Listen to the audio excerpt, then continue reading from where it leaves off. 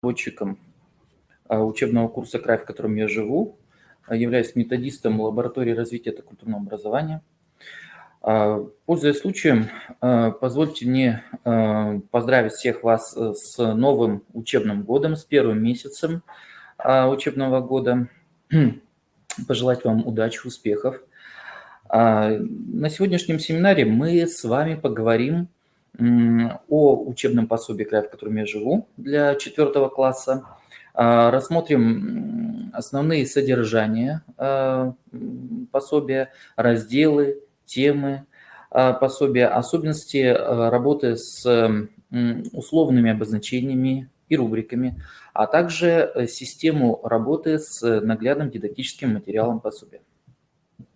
Ну, вначале хочу вам сообщить информацию о том, что в этом учебном году готовится к изданию, во-первых, методические рекомендации для учебных пособий «Край, в котором я живу» для 3, для 4 класса.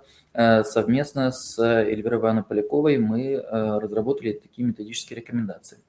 Также в этом году издательство «Анбур» планирует выпустить книжку-раскраску «Край, в котором я живу», уже все сверстано. Вот необходимо будет только издать книжку-раскраску. Для того, чтобы заранее сделать заказ, нужно будет зайти на сайт издательства и сделать заявку на приобретение данного учебного издания. Отмечу, что издательство «Анбур» принимает как индивидуальные, так и коллективные заявки на издание с последующей заставкой. Ну, также хочу проанонсировать, что уже в следующем 2021 году будут подготовлены рабочие тетради «Край, в котором я живу» для 2, для 3 и для 4 классов. Эти рабочие тетради мы подготовили совместно с Эльвирой Ивановной Поляковой. Ну, вот это краткая информация относительно дополнительных учебных пособий, учебных и методических пособий к линейке «Край, в котором я живу». Перейдем непосредственно к содержанию учебного пособия «Край, в котором я живу» для 4 класса. Надо отметить, что учебное пособие, ну, во-первых, разработано в соответствии с программой и включает в себя следующие разделы. Раздел «Природа Коми-края», раздел «Коми-край вчера и сегодня», также раздел «Культурное богатство Коми-края». Значит, в свою очередь, разделы подразделяются на следующие темы. Раздел «Природа Коми-края». Темы: адрес на конверте, в гостях у лесника, заповедные места. Раздел «Коми-край вчера и сегодня». Достаточно объемный раздел, который состоит из следующих тем: без труда нет добра, соляной промысел, как закалялось железо, советская власть в таежном краю, победа ковалась в тылу, север, стройки, гиганты, заводы, шахтерский город, родина российской нефти, сияние севера, гигант на вычеге, земля-кормилица, кто любит спорт, тот здоров и бодр, как делится республика Коми, наука управлять, столица родного края. Ну и темы последнего раздела «Культурное богатство Коми-края» – это следующие темы: «Хранитель времени», «Финно-угорский мир» и последняя тема учебного курса «Как рождались народные праздники». Уважаемые коллеги, чтобы наш методический семинар был наиболее продуктивный, возьмите, пожалуйста, учебник «Край, в котором я живу» для 4 класса, и давайте вместе с вами будем разбираться в дидактических, методических особенностях данного учебного пособия. Так, сейчас я сразу открою макет учебного пособия.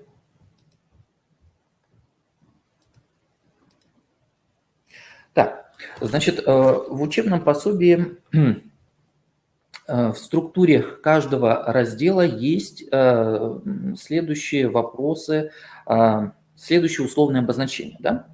Так, первое условное обозначение – подумай и ответь.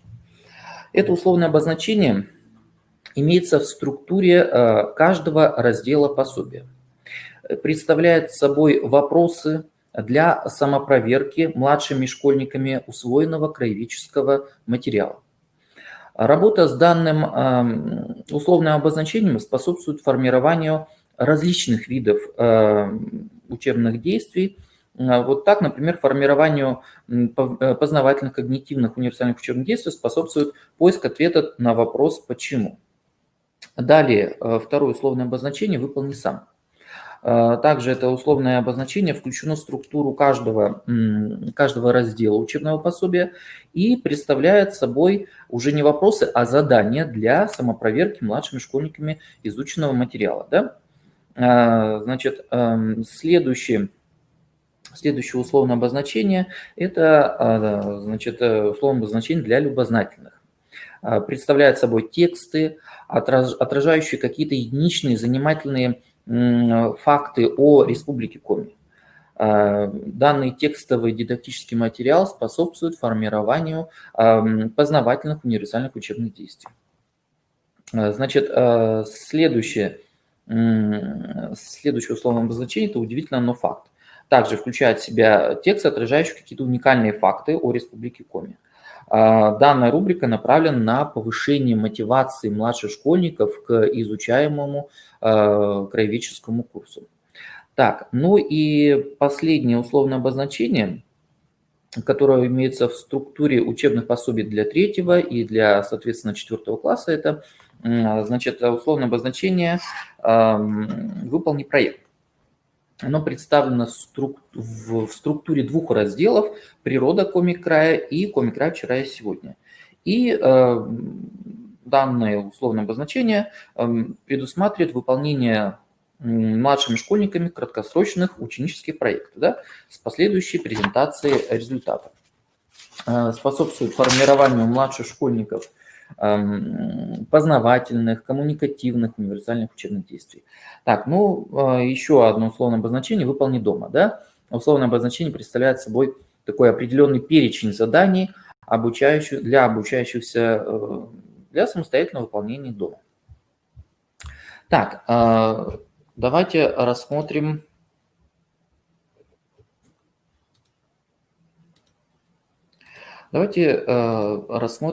какие, немножко поговорим о текстовом дидактическом материале пособия.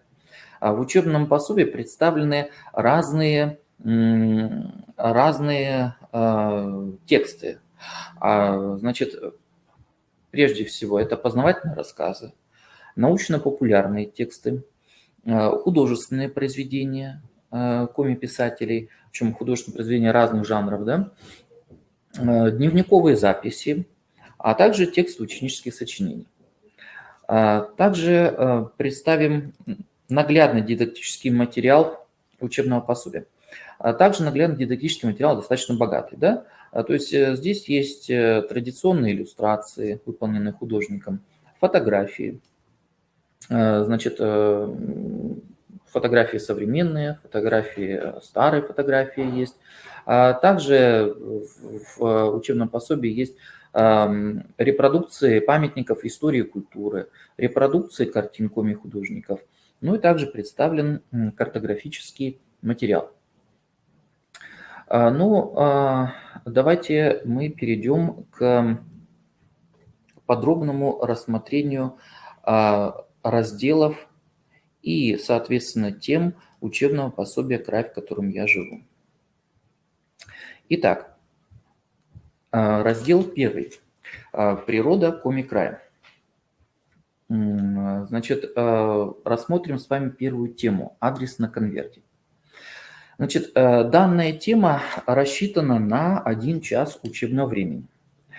На уроке учащиеся узнают о регионах, граничащих с территорией Республики Коми, а также о субъектах Российской Федерации, которые относятся к Северо-Западному федеральному округу.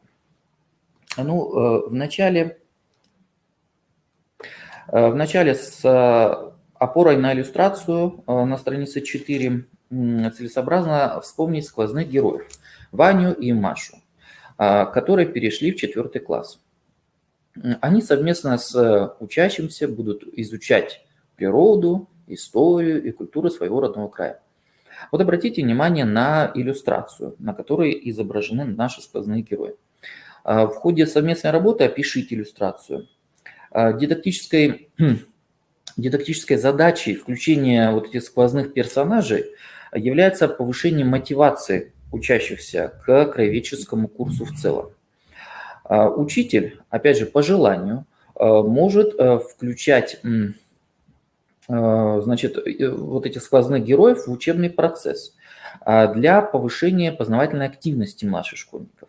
Вот, например, ребята, давайте вместе с Ваней и Машей узнаем, какие регионы соседи окружают нашу республику Коми. Да? Ребята, давайте поможем Ване или Маше ответить на вот эти вопросы. Давайте поможем Ване и Маше найти на карте Российской Федерации Республику Коми. Вот. Но хочу отметить, что включение сквозных героев в этот учебный процесс – это такое индивидуальное дело каждого учителя, и на самом деле включение вот этих сквозных персонажей носит такой, скорее, рекомендательный характер, да, на усмотрение педагога. Так, значит, первая тема, да, как я уже сказал, адрес на конверте. Значит, после прочтения текста на странице 6 и 9 рекомендуется ответить на вопросы, значит, условное обозначение «подумай и ответь» на странице 8. Значит, вопрос номер 2. Значит, в чем разница между республикой и областью? Вот этот вопрос предполагает выявление особенностей разных видов субъектов республики и области. Вот обратите внимание учащихся на то, что республика, в отличие от области, образована по национальному принципу. Да, вот в качестве примера можно привести следующие республики. Республика Коми, коренной народ Коми. Республика Карелия, коренной народ, который проживает в республике Карелия, это карелы. Республика Удмуртия, соответственно, коренной народ удмурты. Так, третий вопрос. Как ты понимаешь выражение «добрососедские отношения»? Вот при ответе на вопрос номер 3 учителю необходимо подвести младших школьников к мысли о том, что добрососедские отношения между регионами – это основа процветания разных народов Российской Федерации. Можно привести примеры добрососедских отношений, как экономическое сотрудничество между регионами, культурное сотрудничество между различными регионами. Так, значит, предложите учащимся выполнить задание, условное обозначение «выполни сам». Значит, работа организуется в форме дифференцированной беседы. Задание первое. Покажи на административной карте Российской Федерации области, которые граничат с Республикой Коми. Значит, это задание предполагает демонстрацию на административной карте Российской Федерации. Вот эта карта есть в учебном пособии. Значит, демонстрацию на административной карте Российской Федерации областей, которые граничат с Республикой Коми. Это задание можно выполнить как с опорой на иллюстрацию учебного пособия, так и у доски на большой административной карте Российской Федерации или на интерактивной карте. Да? Ну, конечно, рекомендуется поработать на большой карте, поскольку дети могут более детально, более внимательно рассмотреть границы субъектов регионов. При этом очень важно объяснить, как правильно показывать субъекты. Да, ученик должен четко обводить указкой контуры границ административных образований. Возможно использование на уроках, как я уже сказал, интерактивной карты России. Так, значит, следующая тема, значит, в гостях у лесника. Тема рассчитана на 2 часа учебного времени. Первый урок. На первом уроке целесообразно рассказать младшим школьникам о такой профессии, как лесник. В начале урока необходимо выявить остаточные знания учащихся о тайге как основной природной зоне Республики Коми. Учитель может предложить школьникам прочитать текст о лесничестве. Страница 9, 9, 10 и 11, да? Такой достаточно большой текст. Значит, перед прочтением текста учителю рекомендуется задать предтекстовые вопросы «Подумай, ответь», целью которой является актуализация знаний учащихся. По ходу чтения учителю необходимо обратить внимание на иллюстрации и соотнести эти иллюстрации с текстом. Вот, например, можно рассмотреть рисунок «Молодые саженцы», этот рисунок был выполнен ученицей начальных классов одной из школ Республики Коми. С опорой на рисунок описать процесс посадки молодых саженцев. Для закрепления материала младшим школьникам рекомендуется задать вопросы, значит, условное обозначение «Подумай и ответь» на странице 14. На странице 14. Значит, при ответе на вопрос номер 1. Человека какой профессии можно назвать заботливым хозяином тайги? Объясни почему. Вот при ответе на этот вопрос необходимо подвести учащихся к выводу о том, что лесники помогают сохранять лесные богатства.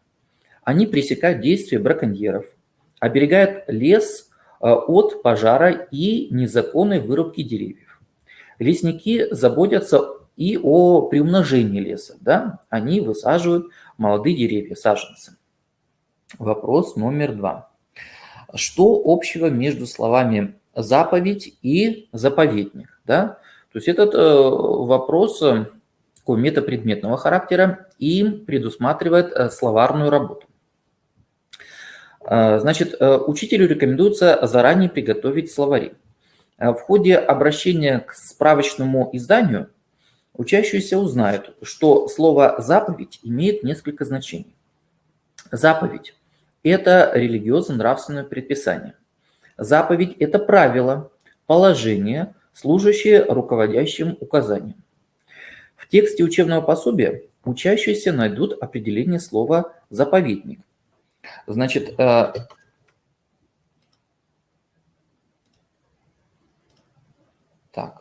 вот, обратите внимание.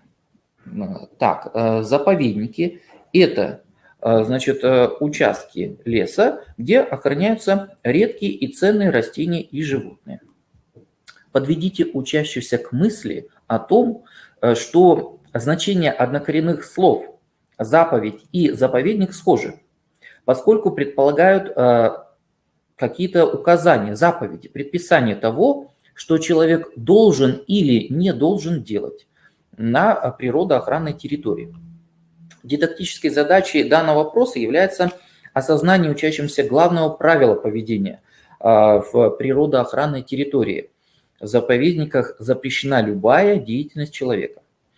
Ну, также с целью развития личностного отношения младших школьников к изучаемому учебному курсу рекомендуется прочитать текст о рысе, которая временно стала домашним животным. Рубрика «Удивительно, но факт». Да? Так, на странице 11. На втором уроке. На втором уроке при изучении данной темы учащиеся узнают о некоторых заказниках Республики Коми. Для активизации познавательного интереса учащихся предложите прочитать текст «Причудливая роща». Это рубрика для любознательных на странице 11 и на странице 13. И также текст о заказнике «Корабельная чаща», который расположен в Удорском районе. Рубрика «Удивительно, но факт». Так, вместе с школьниками внимательно рассмотрите фотографии и попросите детей описать природу, запечатленную на фотоснимках. В ходе работы учителю рекомендуется актуализировать знания учащихся о понятии заказника. Задайте вопрос, чем отличаются заказники от заповедников? Вот собрав воедино все версии, все мысли учащихся, подчеркните важную мысль. Заказники и заповедники, вот что их объединяет, они создаются для охраны природы. Значит, здесь запрещено заготавливать древесину, охотиться, но в отличие от заповедников, заказники могут посещать все желающие. В заказниках можно собирать также грибы и ягоды, да, дикоросы. Также учитель может дать справочную информацию о заказниках. Вот на территории Республики Коми на сегодняшний день находится 240 особо охраняемых природных территорий. Большинство из них это природные заказники. В Коми Республике насчитывается 164 заказника, из них 73 природных объекта имеют статус памятника природы. Общая площадь особо охраняемых природных территорий в Республике Коми составляет свыше более 5 миллионов гектар, что составляет 13,5% от площади всего региона. То есть тоже такая вставка будет достаточно информативна.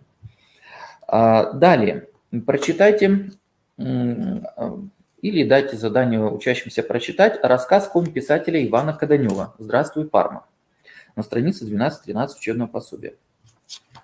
Используйте прием выборочного чтения и попросите учащихся объяснить смысл предложения. Парма накормит и напоит тебя, многое расскажет. Вот из предложения «Мне хочется всегда видеть нашу кормилицу тайгу прекрасной, большой, богатой и приветливой», дайте задание раскрыть смысл выражения «прекрасная, большая, богатая и приветливая кормилица тайга».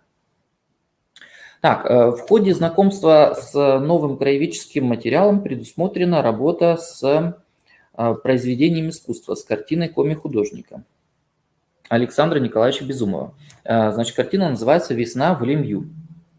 Я часто люблю повторять, что да, в учебном пособии, край, в котором я живу, достаточно много картин.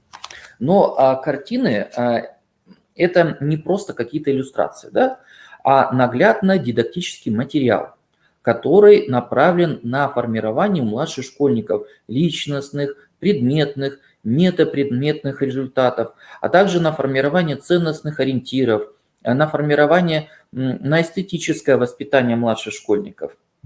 Поэтому я убедительно вас прошу проводить отдельную работу с картинами.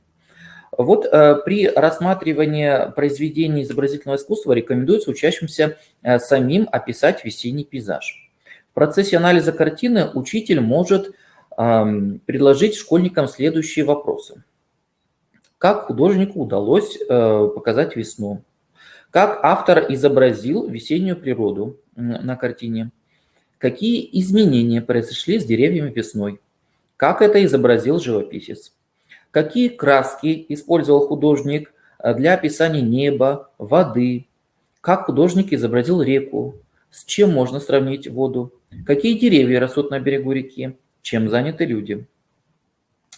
Для закрепления материала младшим школьникам рекомендуется задать вопрос номер 4, условное обозначение «подумай, ответь». Как ты понимаешь значение словосочетания «тихая охота»? Данный вопрос направлен на развитие у младших школьников умения рассуждать. Вот предложите задание сравнить выражение «охота за зверем» и «тихая охота». Общим значением двух выражений является поиск. Поиск чего-либо, да? Чего-либо, либо кого-либо, да? Значит, рекомендуется дать следующую справочную информацию, что тихая охота – это было издревле распространенным традиционным занятием у коми-народа. В коми-семьях ягоды ели в свежем виде и заготавливали, впрок сушили. Из сушеных ягод варили напитки. Коми-традиционной пищей был кисель, приготовленный из толченых ягод. Да? Также в коми-семьях любили и грибы. Из грибов варили грибные супы. Для долгого хранения грибы сушили. С солеными сушеными грибами пекли пироги. На заключительном этапе урока предложите задание «Выполни сам». Значит, целью, да, прочитай это задание. Путешествие по корабельной чаще в Удорском районе, Коми-края, известный детский писатель Михаил Пришвин написал в своем дневнике, что лес – это не только распиловочный материал, но и производитель кислорода и погоды, источник здоровья народа. Обсуди с одноклассниками, какое отношение к нашей коми-земле сложилось у писателя. Приведите примеры о пользе леса для человека. Вот целью данного задания является возможность поразмышлять, да, о том, какую ценность для человека представляет лес. Во-первых, задание предполагает наличие разных версий, учащихся о пользе леса для человека на основе вот этих дневниковых записей детского писателя Михаила Пришвина. Главная задача учителя – подвести учащихся к мысли о том, что лес является главным источником здоровья людей и жизни на Земле. В конце урока организуйте рефлексивную деятельность и предложите учащимся выполнить домашнее задание, которое носит выборочный характер. То есть учащимся нужно выбрать одно из 3 заданий. Так, перейдем к следующей теме. Следующая тема – заповедные места. Тема рассчитана на 2 часа учебного времени. Первый урок. На первом уроке учащиеся узнают о национальном парке Юга-2. В начале урока необходимо актуализировать знания школьников о понятии памятник природы. Учитель может предложить прочитать вводную информацию о памятниках природы Республики Коми, включенных в список объектов всемирного культурного и природного наследия ЮНЕСКО, на странице 15. Для закрепления нового материала рекомендуется задать вопрос номер 1. Значит, условное обозначение «Подумай и ответь» на странице 21.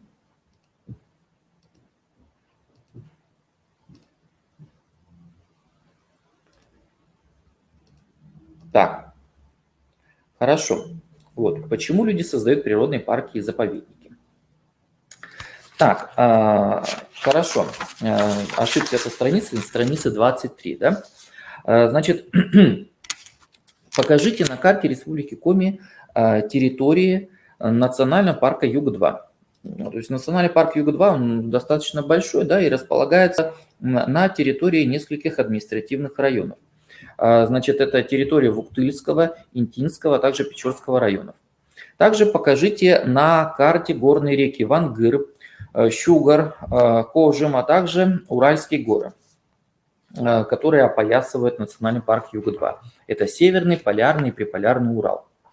Значит, прочитайте текст «Национальный природный парк Юга-2» по частям, используя прием комментированного чтения. При чтении делайте выборочные остановки для рассматривания фотографий флоры и фауны природного парка. По фотографиям внимательно рассмотрите, значит, скалу Бегемот, реку Кожем, устно опишите горный пейзаж. При чтении учащиеся познакомятся со словом «ледники», значение которого они найдут в послетекстовой сноске.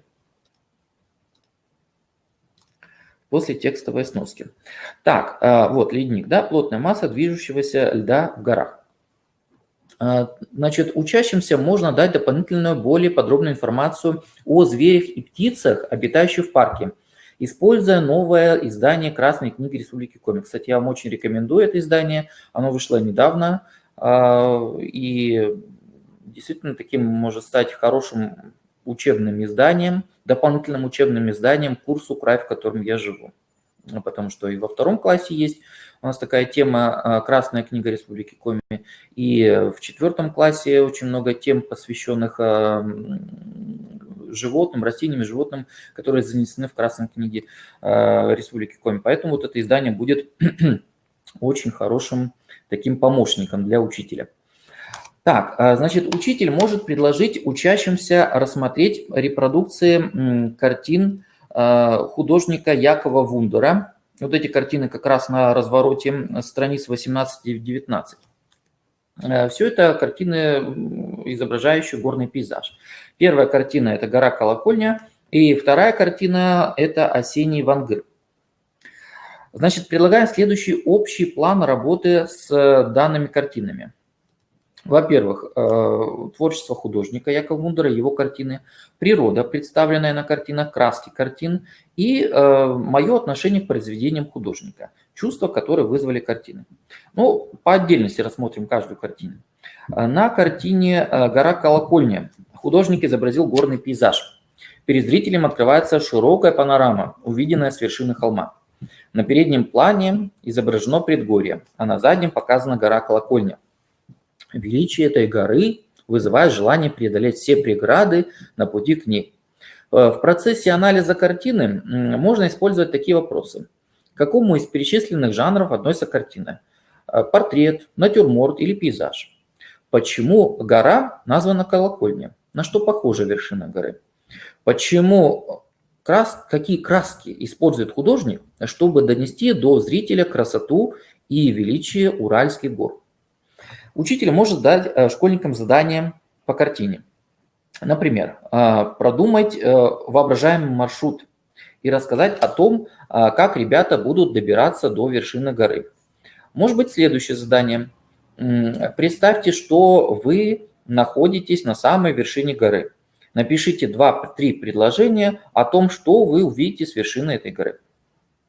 Так, значит, это первая картина Якова Мундера и вторая картина «Осенний Вангыр». Значит, работая по картине «Осенний Вангыр», важно обратить внимание на то, что название реки Вангыр в переводе с народа манси означает «извилистый», «кривой». И действительно, река достаточно такая извилистая, такой у нее достаточно своенравный горный характер. Да? Для беседы и анализа картины можно предложить учащимся следующие вопросы. Какое время года представил художник на картине? Соответствует ли название содержанию картины? Что вы видите на переднем плане? Что изображено вдали? Как художник изобразил осенний лес? Какие краски использовал художник? Как автору удалось показать горный характер реки? Какие мысли и чувства вызвала у вас картина? Так, следующее задание. Значит, организуйте чтение по ролям рассказа Эльвиры Ивановны Поляковой «На высоте птичьего полета». Целесообразно выборочно прочитать те места, где описаны Уральские горы, а также соотнести иллюстрацию на странице 21 с текстом. Задайте учащимся вопросы. О какой горе Северного Урала вы узнали из прочитанного рассказа? О какой птице вы узнали из текста? Также учитель по своему усмотрению может предложить и другие рассказы Эльвиры Ивановны Поляковой о национальном парке Юга-2 из книги «Тайны Седого Урала» или «Путешествие в страну гор».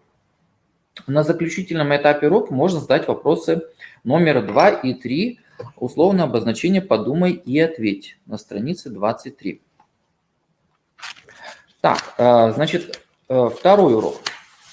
Второй урок посвящен изучению Печора-Илычского государственного природного биосферного заповедника. Вначале покажите на карте Республики Коми территорию этого заповедника. То есть это Троицко-Печорский район, западное предгорье Северного Урала. Предложите учащимся прочитать текст «Печора-Илычский заповедник» на странице 23-25. По ходу чтения рассмотрите внимательно с учащимся, с детьми фотографии.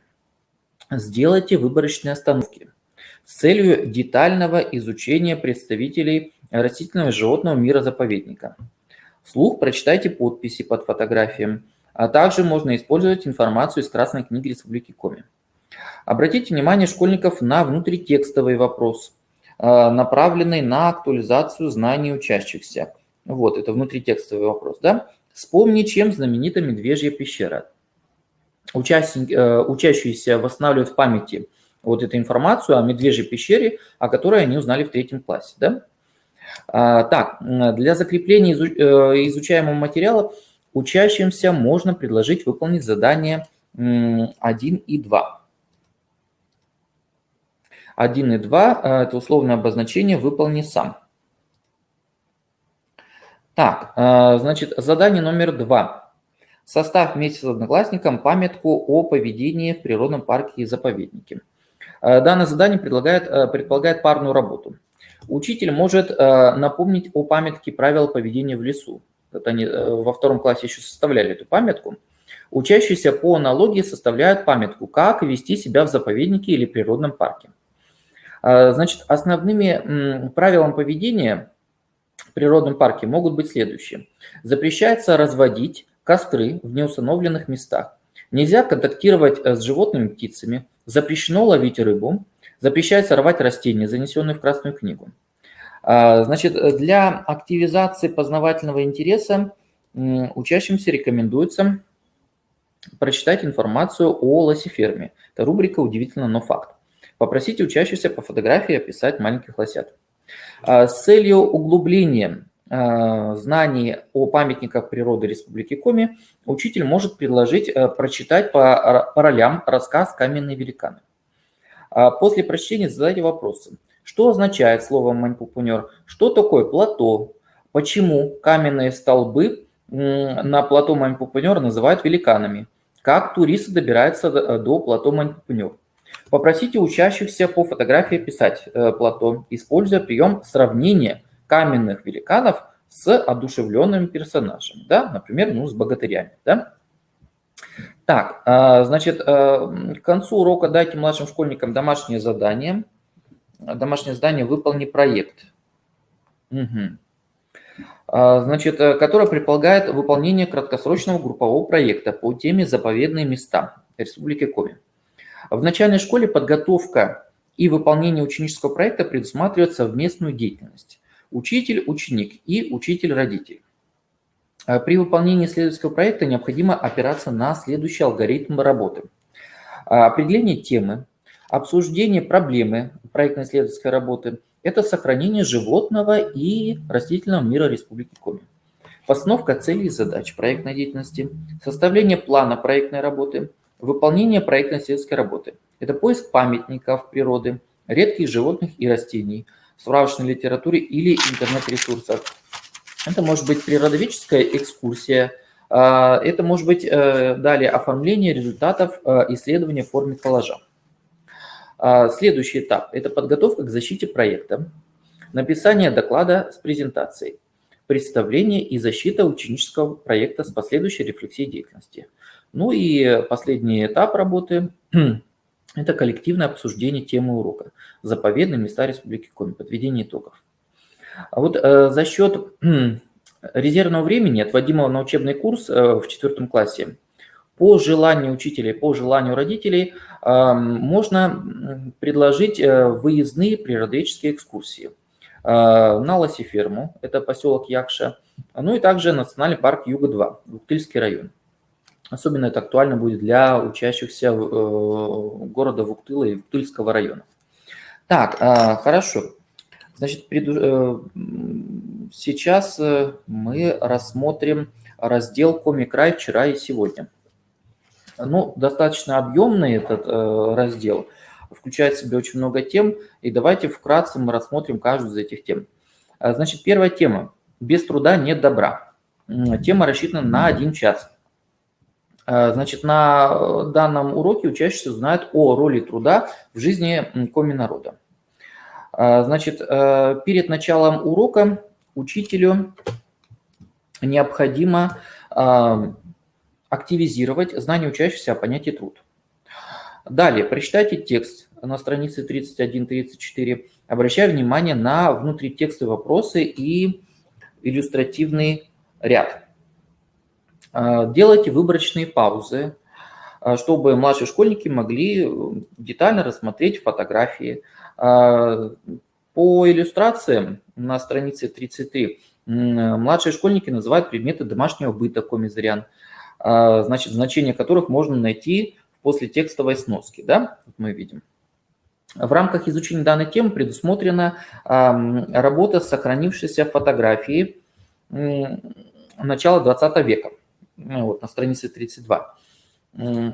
Автором этой фотографии является русский путешественник Сергей Сергель. Учитель может дать следующую справочную информацию. Первую в своей жизни этнографическую экспедицию Сергей Сергель осуществил в 1906 году коми-зырянам, прожившим в Усисольском уезде Вологодской губернии. 2 месяца Он прожил в деревне Бадьоль, занимаясь там исследованиями традиционного образа жизни коми. За 4 месяца пребывания Сергей Сергель сделал более 200 фотографий. На фотографии запечатлены коми-селения, жилые и хозяйственные постройки, основные хозяйственные занятия коми-зырян. В уникальных материалах, собранных Сергелем, отражена традиционная культура народа коми.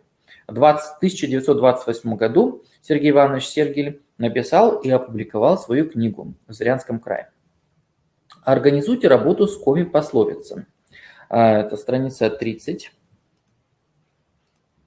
Страница 30 учебного пособия. В форме фронтальной беседы. Можно предложить задание. Просчитать коми-пословицы и найти в них ключевое слово. Например, такими ключевыми словами могут быть следующие. Труд, мастер, работа, трудолюбивый.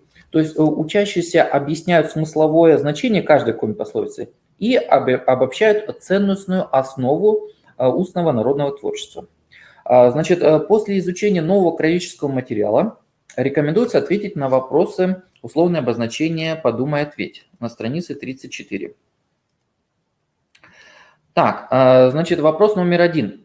Как ты понимаешь выражение «без труда нет добра»? Как это выражение применимо к традициям коми-народа? Данный вопрос предполагает интерпретацию выражения, известного выражения, да? «Без труда нет добра», и высказывание учащимся каких-то обоснованных суждений о том, как это выражение применимо к традициям коми-народа. Учитель может ввести новую информацию о смысловом значении слова «добрый». В старину «добрый» и «добротный» были синонимами. Значит, школьники должны осознать мысли о том, что только приложив усилия и трудолюбие, можно сделать что-то хорошее, добротное, доброе. При ответе на вопрос номер 2. Как ты понимаешь значение коми-пословиц о труде?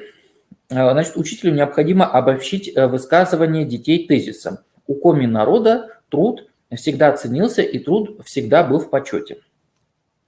Значит, также дополнительно учащимся можно, значит, дать краткую справочную информацию о традиционных ремеслах коми-народа, мужских традиционных ремеслах, да, значит, это резьба по дереву, плетение из бересты, значит, и к женским ремеслам, да, дополнительно справочная информация.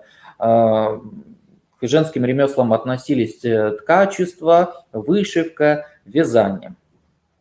Так, следующая тема – это соляной промысел. Тема рассчитана на 1 час. Значит, на уроке учащиеся узнают о особенности добычи соли в Коми-крае в 17 веке. В начале урока необходимо актуализировать знания младших школьников о лексическом значении слова «завод». Слово «завод» образовалось, это архаичное, да, было слово, и оно образовалось от глагола «заводить». В старину заводами называли те места, где что-нибудь заводят или разводят. Лошадей, например, на конских заводах, рыбу на рыбных заводах. Также заводами называли заведенные. Заведенные – это значит созданные кем-либо предприятия. Например, мыловаренный, кожевенный, сахарный, солеваренный заводы. Предложите младшим школьникам прочитать текст на странице 35-36 учебного пособия. По ходу чтения следует обратить внимание учащихся на внутритекстовые вопросы, да, вот как предприимчивые люди добывали соль. Внимательно рассмотреть на иллюстрации и также уточнить значение некоторых слов. Предложите учащимся выполнить задание, условное обозначение «выполни сам» на странице 36. Значит, при выполнении задания номер 1 найди на карте Республики Коми село Серегово, расположенное в Усть-Илимском районе, используйте карту Республики Коми. Значит, задание номер 3. В 17 веке в истории российского государства произошло событие, которое получило название «Соляной бунт». Причиной народного волнения было повышение цен на соль, которая без того стоила больших денег. Подумай, почему раньше соль так ценилась в народе и имела высокую стоимость. Вот при выполнении этого задания учителю необходимо собрать все версии учащихся воедино и обобщить, что, во-первых, соль являлась специей, которая улучшает вкус продуктов. Во-вторых, соль был прекрасным консервантом для долгого хранения продуктов. В-третьих, прочитайте текст «Лечебный рассол здравницы Коми» из рубрики «Для любознательных» на странице 37. Вот по прочтению данного текста вместе с младшими школьниками сформулируйте еще одну важную мысль о ценности соли. То есть ценность соли была в том, что соль была еще прекрасным источником для здоровья, да? То есть обладала целебными свойствами. Соляные рассолы обладали целебными свойствами. Значит, в конце урока проведите рефлексию деятельности младших школьников. Следующая тема рубрики «Комик-Рай вчера и сегодня» – «Как закалялось железо». 1 час учебного времени отводится на эту тему. Значит, на уроке по данной теме учащиеся узнают историю чугунолитейных заводов на территории Комик-Рая. Значит, прочитайте текст на странице 38-39. Используйте прием смыслового чтения с последующим комментарием. По ходу чтения обращайте внимание на иллюстрации, на иллюстративный ряд. Значит, рассмотрите внимательно фотографии, на которых изображены предметы хозяйственного назначения, изготовленные из чугуна. А также покажите на карте Республики Коми населенные пункты. Вот есть в условном обозначении «Выполни сам» задание номер 1 такое задание, да, показать населенные пункты, на которых располагались значит, заводы, железоделательные заводы. Так, это какая территория? Во-первых, это поселок Кажем, Кайгородский район, поселок Нючпас, Кайгородский район и поселок Нювчум, Сыктывдинский район. Обратите внимание школьников на репродукцию исторической картины. Исторической картины Рудольфа Францевича Карклина «День вывоза готовой продукции на кажемских металлургических заводах». Художник, значит, воссоздал главные здания Кажемского чугунолитейного завода, доменную печь и одноэтажное здание заводского управления. Почему воссоздал? Потому что вот, можете увидеть, в каком сейчас виде, да, эти здания. Значит, на картине представлены будни заводской жизни. На полную мощность работает доменная печь. Об этом свидетельствует густой черный дым, который идет из трубы. Возле ворот здания столпились рабочие. Каждый из них занят своим делом. На обозах, запряженных лошадьми, к зданию приехали промышленники из других уездов. Пришло время вывозить готовую продукцию по городам и селениям Российской империи. Рассмотрите передний план картины. Управляющий завода со своим приказчиком о чем-то переговаривается с богатыми покупателями. Можно учащимся предложить сюжетную линию диалога о том, как деловые люди могли договориться о цене и новых поставках на металлургическую продукцию.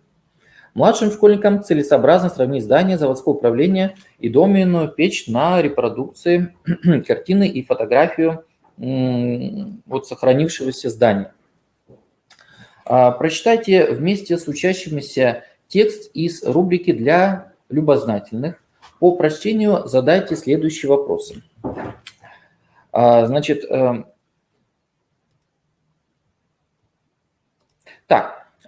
следующие вопросы. Почему жизнь заводского рабочего была тяжелой? Как обучались на заводе мастерству? Как отличается жизнь заводского рабочего XVIII века и современного рабочего? Значит, задание номер 3. Хотел бы отдельно остановиться на этом задании. Поразмышляй над выражением «железом хлеб добывают». Какие предметы изготавливали из железа? Вот это задание носит дифференцированный характер. В ходе размышления над выражением учитель может озвучить следующую мысль. Железо во все времена было средством создания орудий производства. Поэтому добыча этого полезного ископаемого была и остается на сегодняшний день важной задачей государства. Ну, я хочу сказать, что вот эта представленная картина, которую мы с вами разбирали, Рудольфа Карклина, она хранится в Национальном музее Республики Коми.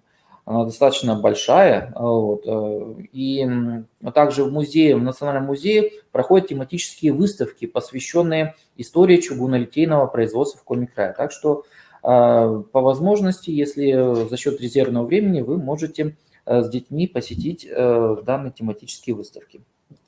Следующая тема. Советская власть в Таежном краю. Тема рассчитана на 2 часа учебного времени.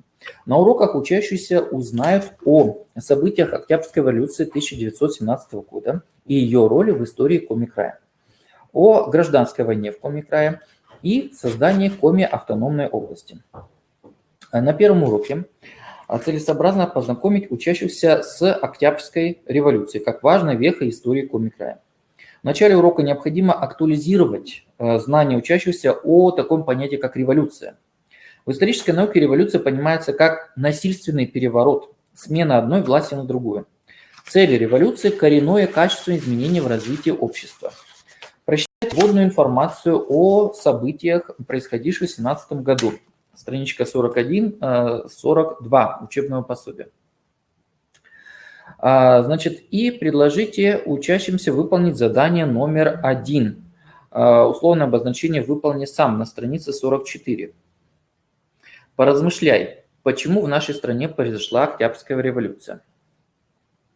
Обратите внимание младших школьников на репродукцию картины Бориса Михайловича Кустодиева «Большевик». Картина является отражением революционных преобразований в Центральной России, которые дошли до Коми-края. На картине художник изобразил рабочего, широкими шагами проходящего по городу. За спиной большевика развивается красное революционное знамя. Под ногами великана рабочего толпится народ. Изображенный на картине рабочий уверенно, без остановок идет вперед. Он готов пройти большой путь и дойти до каждого города и поселения России. Он дошел и до городов и поселений Коми-края. Вот все происходящее на этой картине представляет собой стихийность. Народная толпа создает ощущение полного отсутствия контроля. На картине великан рабочий изображен суровым. На лице большевика можно прочесть желание изменить все до основания. Учитель может задать вопросы по картине. Как художник показал на картине революцию? Почему образ рабочего стал символом революции? Прочитайте текст «Октябрь в Коми-крае» на странице 42 учебного пособия. Для контроля и проверки знаний учащихся об Октябрьской революции в Коми-крае можно предложить учащимся следующие вопросы. В каком году в нашей стране произошла революция? Кто принес весть жителям Коми-края революции? Дети могут назвать фамилию одного из активных революционных агитаторов Кирчоми Александр Гичев. Как в начале 20 века называли богатых крестьян-собственников? Да? Это кулаки. Как назывались комитеты, которые отбирали у кулаков излишки хлеба? Комбеды, и как назывались совещательные организации, в которые вошли наиболее активные участники революции. Это советы. В процессе знакомства с темой предусмотрена работа с репродукцией картины Коми художника Энгельса Козлова «Октябрь в Коми-деревне» на странице 43. Во-первых, дайте учащимся задание внимательно рассмотреть эту картину. На картине художник изобразил исторический момент – установление власти Совета в Коми-деревне. В центре картины изображен большевик с гордо поднятым красным флагом. Его сопровождают солдаты. Красный цвет флага – это символ Октябрьской революции и новой жизни в Таежном крае. Жители деревни устремились к зданию сельского совета. У одноэтажного бревенчатого дома собралась толпа сельчан. Многие коми-крестьяне смотрят на происходящее с восхищением, а некоторые с настороженностью и тревогой. Всех сельчан объединяет ожидание чего-то нового. Учащимся можно дать задание. Сравнить вот 2 картины. Борис Кустодиев, да, это картина «Большевик», и картина коми-художника Энгельса Козлова «Октябрь в Коми-деревне». Обратите внимание учащихся, что на первой картине действие происходит в большом городе. Да? Самый разгар революции. Изображаемое действие носит стихийный характер. А на второй картине установление советской власти происходит в коме-деревне. Да, и все происходящее такой носит мирный характер. Прочитайте художественный рассказ коме-писателя Егора Рочева «Революция в Ижме». После прочтения и анализа рассказа учащиеся соотносят содержание текста с репродукцией картины, значит, Кочева «Пастух». Учитель может дать дополнительную информацию. На портрете пастуха художник запечатлел образ жителя северной тундры, крепкого, мужественного и выносливого человека. Пастух одет в теплую красную малицу. Предложите школьникам определить характер героя картины. По его взгляду, чертам лица, провести аналогию между художественно-изобразительным и литературным персонажем. У кочевника тундры мудрые глаза, светящиеся добротой. Умный взгляд пастуха и оленя олицетворяет силу духа коми-народа. С опорой на картину младшие школьники могут составить рассказ о человеке, который показал пример силы воли. Также после прочтения рекомендуется дать задание номер 3. Значит, выполни сам, страница 45. Значит, подумай, почему ижемский оленевод Иван Канев отдал свое стадо советам.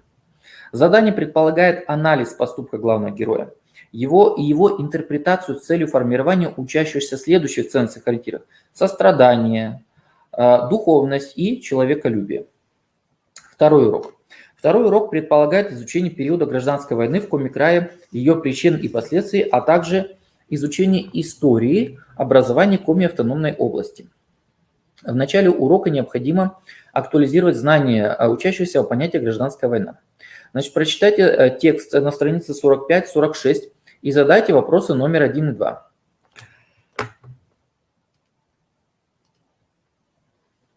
Так, значит, второй вопрос. Известный ученый-историк Республики Коми Игорь Любомирович Жеребцов назвал гражданскую войну черными годами в истории Коми-края. Почему ученый дал такую оценку событиям прошлого? Обратите внимание учащихся на то, что гражданская война отличалась жестокостью. Прочитайте вместе со школьниками отрывок из романа коми-писателя Геннадия Федорова «Когда наступает рассвет» на странице 46-47 учебного пособия. В процессе знакомства с событиями гражданской войны предусмотрена работа с репродукцией картины Игнатова «Казнь Домны Каликовой».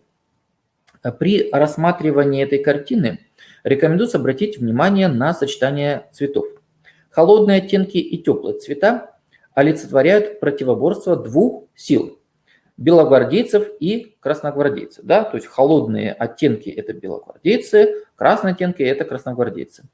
На картине художник изобразил последние минуты жизни героини гражданской войны Домны Каликовой. Белогвардеец зачитывает смертный приговор молодой разведчицы. Она перед неминуемой гибелью смело смотрит в глаза смерти. Сломленная физически, Домна не сдается нравственно. Страдания, которые ей пришлось пережить, она не считает бессмысленными. Во имя борьбы за установление новой жизни она готова пожертвовать своей жизнью. Предложите младшим школьникам ответить на вопрос, почему в Республике Коми память о Домне Каликовой увековечили в памятнике. Это «Подумай, ответь», вопрос номер 3 на странице 47. Вместе с учащимися прочитайте текст из рубрики «Для любознательных». Так, это на странице 47. Обратите внимание младших школьников на то, что накануне Октябрьской революции современная территория Республики Коми не имела своего государственного образования. То есть состояла как бы из разрозненных административных образований, да? Даже административное образование не назвать. Большая часть Печорского края входила в состав Архангельской губернии. Небольшие территории Коми-края входили также в состав Вологодской и Вятской губернии. Учителю необходимо отметить, что после окончания гражданской войны в 1921 году Коми-край стал самостоятельной административно-территориальной единицей, Коми-автономией. В принятой на Первом Всезрянском съезде коммунистов резолюции постановили: в целях, зачитаю, В целях быстрого возрождения народа Коми необходимо объединить всех Коми в одну административную единицу. В состав Коми-автономии вошли Усть-Сольский, Яринский и Ижемско-Печорский уезды. Вот в следующем году, да, в 2021 году будет такой праздник, торжественный праздник, значимая дата, значимое событие. Мы будем отмечать столетие государственности Республики Коми. Так, следующая тема «Победа ковалась в тылу». Данная тема рассчитана на 2 часа учебного времени. На уроках учащиеся изучат военный период в истории Коми СССР. Первый урок. На первом уроке младшие школьники узнают о жизни тружеников тыла в годы Великой Отечественной войны. В начале урока актуализируйте знания учащихся о значении слова «тыл» и передавая. Тыл – это территория, расположенная позади передовой линии фронта. Эта территория выполняет материальное, продовольствие и техническое обеспечение вооруженных сил в военное время. Передовая, от слова образовано от слова первая, то есть боевая единица, да? Боевая линия. Передовая линия – это расположение войск действующей армии, которые непосредственно участвуют в боевых действиях.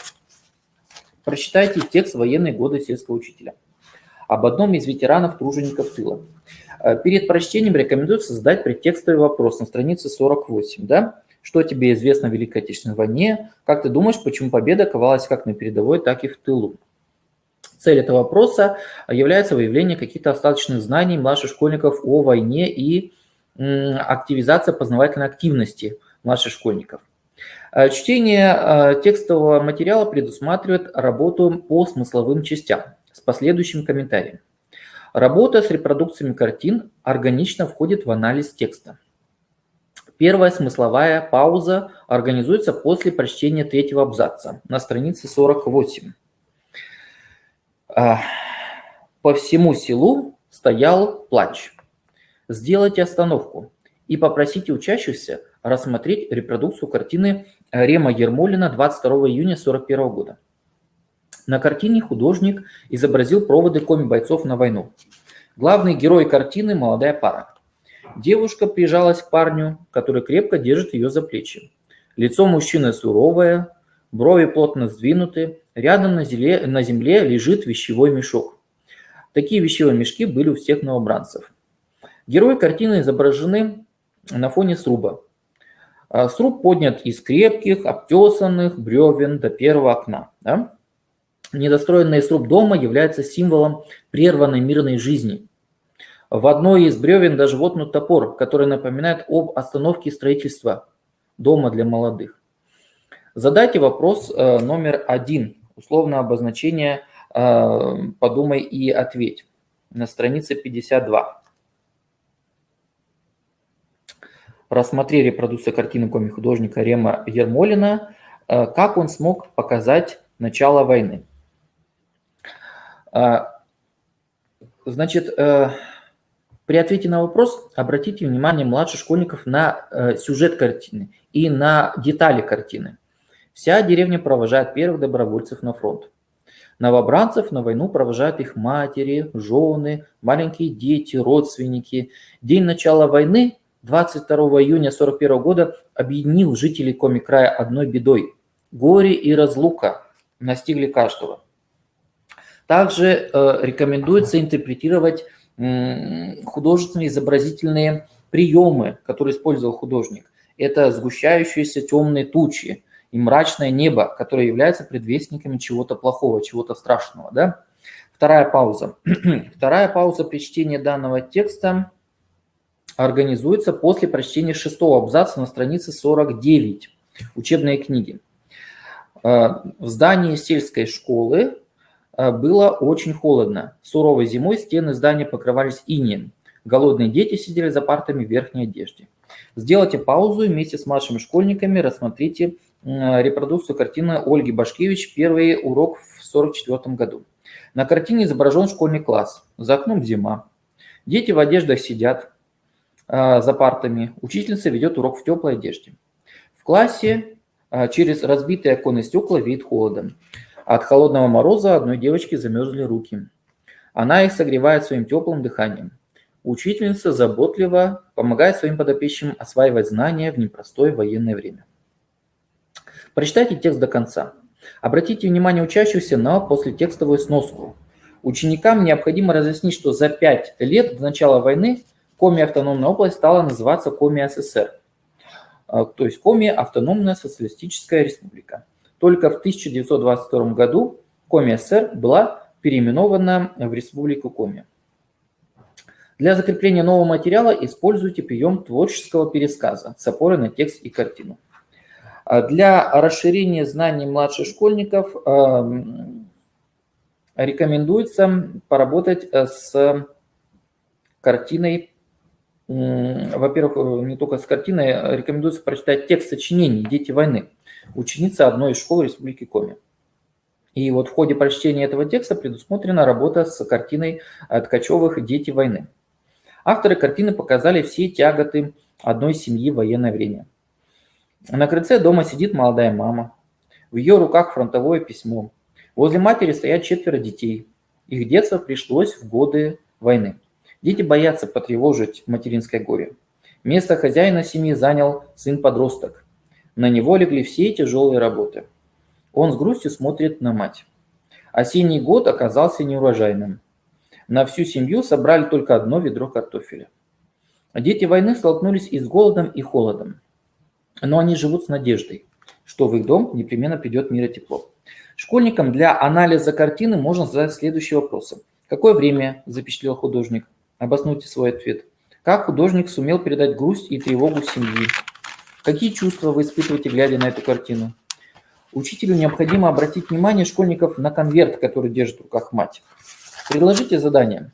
Ребята, давайте поразмышляем о том, что было написано в этом письме. Составьте письмо из фронта от имени бойца, отца 4 детей. С целью развития личностного отношения младших школьников к изучаемому учебному курсу рекомендуется прочитать текст из рубрики «Удивительно, но факт» о Воркутинском угле для блокадного Ленинграда. Для закрепления нового материала следует задать вопросы номер 2 и 3. Условное обозначение «Подумай, ответь» на странице 52. Вопрос номер 2. Как ты понимаешь словосочетание «трудовой подвиг»? Приведи примеры трудового подвига коми народа в годы войны, годы Великой Отечественной войны. Значит, учащиеся должны осознать, что в годы войны подвиги были не только на фронте, но и в тылу. Подвиги в тылу были самые разные. Это перевыполнение плана, это работа на производстве в 2 смены, активная материальная помощь фронту. Полуголодные труженики тыла обеспечивали фронт всем необходимым продовольствием. Рекомендуется дать информацию о роли тружеников Коми СССР в годы войны. Например, школьники из коми городов и сел активно участвовали в общественном полезном труде, работали на лесосплаве, в колхозных полях и пришкольных участках, заготавливали топливо, ремонтировали школьные здания и инвентарь. Вот тоже интересный примечательный момент, что в 1942 году учащиеся школы номер 2 города Сыктывкара обратились к пионерам и школьникам с призывом собрать средства на постройку самолетов-истребителей.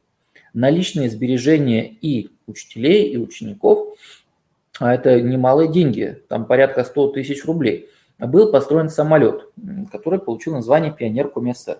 И вот этот самолет был передан в одно из авиационных подразделений Красной Армии. Так, значит, вопрос номер 3. Что общего и различного между детьми войны и современными школьниками? Ну, данный вопрос направлен на сравнение и сопоставление 2 поколений людей, детей войны и современных школьников.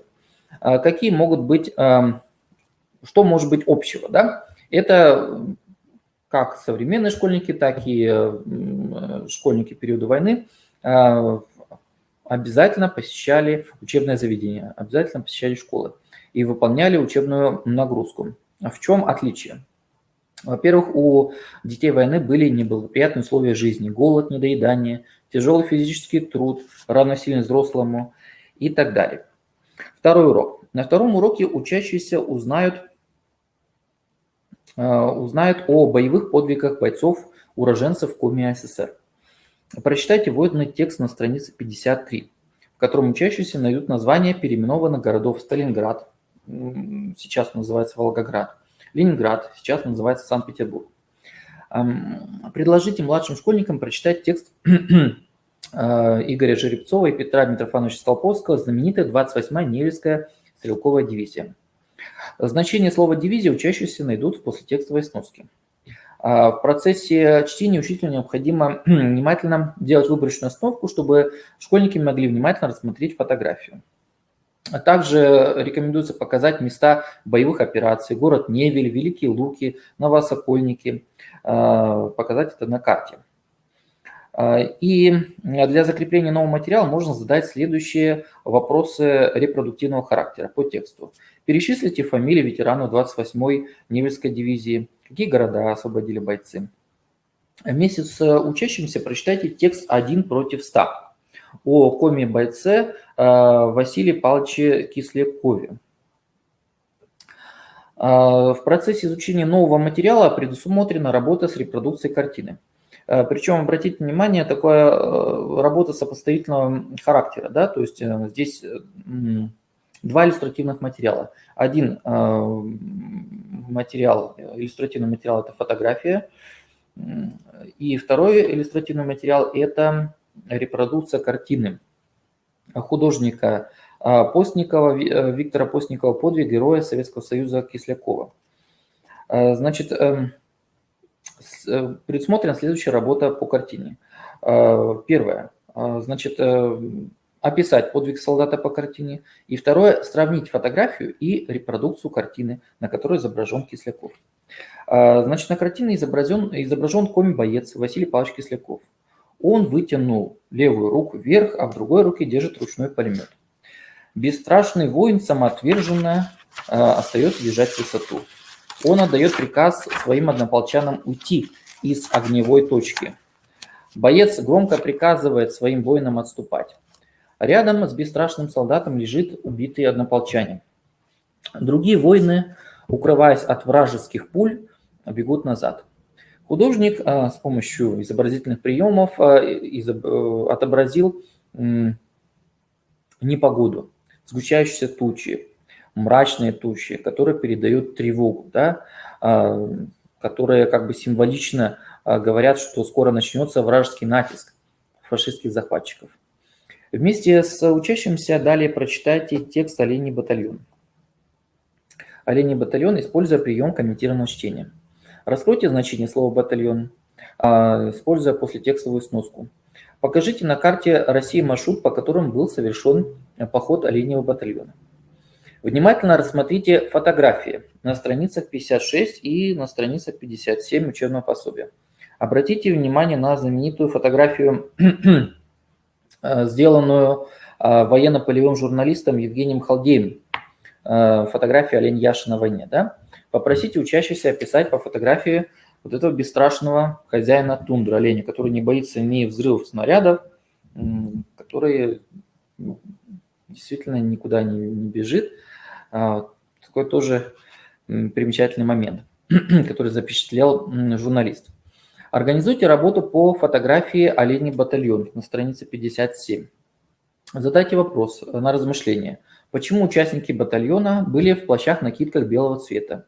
При ответе на вопрос уточните, что в условиях Заполярья плащи белого цвета служили камуфляжем для защиты от попадания вражеских снарядов. Для расширения знаний учащихся о героизме земляков прочитайте художественное произведение Александра Ивановича Некрасова «Рассказ деда». Перед чтением текста поставьте перед школьниками проблемный вопрос. Почему раненые бойцы трепетно относились к медсестрам и всю свою жизнь помнили о них? Вот этот проблемный вопрос есть в задании номер 4, условное обозначение «выполни сам». Вот. В годы Великой Отечественной войны многие женщины из Коми СССР отправлялись добровольцами на фронт для работы в госпиталях. Подумайте, почему раненые бойцы трепетно относились к медсестрам и всю свою жизнь помнили о них. Вот это вопрос проблемного характера. Значит, учителю рекомендуется использовать прием прогнозирующего чтения, обращая внимание на внутритекстовые вопросы, подумай, ответь, словарную работу и работу с репродукцией картины. После прочтения 4-го абзаца на странице 59 Очнулся уже в госпитале, возле меня стояла женщина и ласково говорила: «Не печалься, дорогой, все будет хорошо. Я дала тебе свои 500 граммов крови. Мы твои раны залечим. Сделайте остановку. Попросите учащихся рассмотреть картину Виталия Кочева в госпитале. На картине художник изобразил военный лазарет, госпиталь. На переднем плане изображена койка, на которой лежит раненый боец. Мы видим, что он лежит с перебинтованной головой и рукой. В этой же палате лежат и другие воины. Прижавшись к двери, стоит медсестра в халате. Она молчаливым взглядом смотрит на раненого. На заднем плане картины видно окно, завешенное простыней. По всем видимости, была бомбежка, и шальной вражеский снаряд попал в помещение госпиталя. Надо отметить, что эта картина носит такой автобиографический характер. Да? И художник, сам художник, это народный художник Республики Коми, он сам был участником Великой Отечественной войны и сам был в госпитале. Он был очень серьезно ранен. После чтения рассказа и анализа картины рекомендуется вновь вернуться к проблемному вопросу. И учителю важно подчеркнуть, что в годы войны была высока цена жизни. Каждый день для бойца мог стать последним. И поэтому в госпиталях раненым бойцам помогли подняться на ноги и вернуться в строй медсестры. Для закрепления темы урока младшим школьникам можно предложить выполнить задание номер 5. Выполнить сам на странице 61. Значит, зачитайте отрывок из произведения Серафима Попова «Поэма «Дедушкины медали», и учащийся приводит примеры военных подвигов земляков. Значит, в конце урока организуйте рефлексивную деятельность и приложите младшим школьникам домашнее задание. Домашнее задание – это проектная деятельность. Вместе с родителями школьники выполнят исследовательский проект на тему «Моя семья в годы войны» по предложенным планам. Значит, план для учащихся, чьи родственниками были участниками Великой Отечественной войны. Что учащиеся должны узнать? Первое. Фамилия, имя, отчество родственника участника войны. Второе. Годы жизни. Третье. Фотографии, документальные фотографии. Следующее – это документы, наградные листы, медали, фронтовые письма. Следующее – краткое описание участия родственника в войне, его подвиги и жизнь в послевоенные годы. План для учащихся, чьи родственниками были тружениками тыла. Что учащиеся должны узнать? Это фамилия, имя, отчество труженика тыла, годы его жизни, фотографии, документы, похвальные листы, медали, публикации в газетах, трудовой вклад в тылу, трудовые подвиги, жизнь в послевоенные годы. Продуктом проектной деятельности учащихся станет книга воспоминаний класса «Моя семья в годы войны». Книгу можно выполнить как печатное издание, так и в электронном формате, в формате PDF. Да? Также за счет резервных часов учитель может организовать урок-презентацию ученических культурно-образовательных проектов по теме «Моя семья в годы войны». Да, в оценке защиты вот этих проектов ученических могут принимать участие работники местных краеведческих музеев, родители и педагоги-краеведы. Следующая тема – север, стройки, гиганты, заводы. Тема рассчитана на 2 часа. На уроках учащиеся изучат развитие промышленности в Коми СССР в послевоенный период. Первый урок. На первом уроке учащиеся узнают о послевоенном периоде промышленного развития Коми СССР. Предложите учащимся рассмотреть плакат Николая Чарухина «Там, где нефть и руда, будут города». На плакате художник изобразил рабочего, который устремил свой взор вдаль, в светлое будущее. В одной руке он держит рабочий инструмент, а в другой – раскрытый мешок. В этом мешке будущий город. Учитель может пояснить детям, что послевоенные годы в Коми СССР были временем масштабного строительства новых городов и поселков. Коми край превратился в такую большую гигантскую стройку. Для строительных работ не хватало рабочих рук. С разных уголков нашей необъятной страны на север приезжали молодые специалисты, рабочие, строители, инженеры. и, значит, строили шахты, заводы, жилые дома, предприятия, школы, больницы, дороги и мосты. Значит, прочитая текст на странице 62-64, используйте прием комментированного чтения. То есть делайте смысловые паузы для работы с репродукциями картин. Первая смысловая пауза организуется после прочтения первого предложения 4-го абзаца на странице 62. Попросите учащихся рассмотреть репродукции картины Митюшева «Строительство Северо-Печорской железнодорожной магистрали Заполярье». Учащимся можно задать вопросы по картине. Что изобразил художник на картине? Как происходит укладка рельсов? На картине художник изобразил рабочих, которые укладывают рельсы в железной дороге. Они строят Северо-Печорскую железнодорожную магистраль Заполярье. Строилась магистраль и зимой, и летом. На картине художник изобразил сложный этап работы строительства дороги зимой в Кургу. Несмотря на погодные условия, рабочие трудятся самоотверженно. Они верят, что эта железная дорога доставит богатство севера в разные уголки большой страны. Вторая смысловая пауза организуется после прочтения всего текста и предусматривает работу с картиной Александра Безумова «Стройка в декабре», 78-79 год. На картине художник запечатлел ход стройки здания Коми республиканской типографии, которое было введено в строй в 1982 году на улице Первомайской в городе Сыктывкаре. Художник сумел показать, как меняется город Сыктывкар. На переднем плане картины изображены покосившиеся старые бревенчатые домики, а в центре композиции представлено строительство здания типографии. Да? Вдали можно разглядеть бетонный скелет будущего здания и пятиэтажные новостройки. Автор картины изобразил строителей, которые возводят новое здание. Они самоотверженно трудятся во благо своего города. После прочтения текста и рассматривания картин подведите учащихся к мысли о том, что наша республика смогла стать промышленной республикой благодаря созидательной деятельности людей. Переложите задание номер 2, условное обозначение «выполни сам» на странице 67. На основе сравнительного анализа картин Безумова и Митюшева учащиеся могут прийти к выводу о том, что вот эти представленные произведения искусства, изобразительного искусства объединяет изображение тяжелого труда рабочих во благо процветания родного края. Для активизации познавательного интереса учащихся и расширения их краеведческих знаний прочитайте текст «Пароходство на Печоре» из рубрики «Для любознательных». Для закрепления темы урока младшим школьникам выполните задание номер 1. Это выполни сам, страница 67.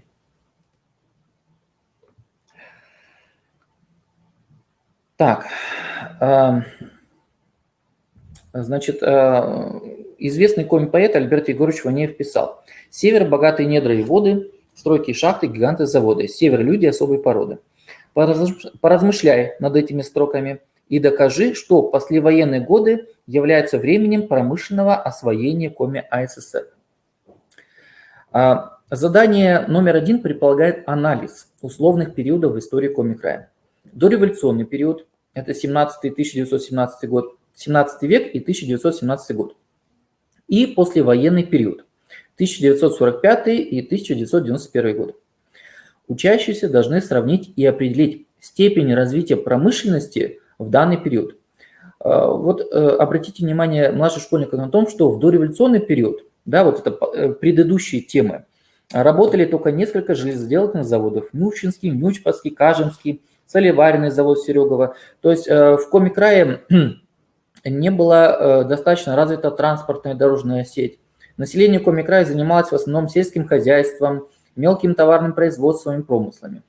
Учащиеся должны осознать, что послевоенный период в истории Коми края стал временем активного развития промышленности, угледобывающей промышленности, нефтяной, газовой промышленности, строительством автомобильных, железных дорог, возведением жилых домов и социальных объектов.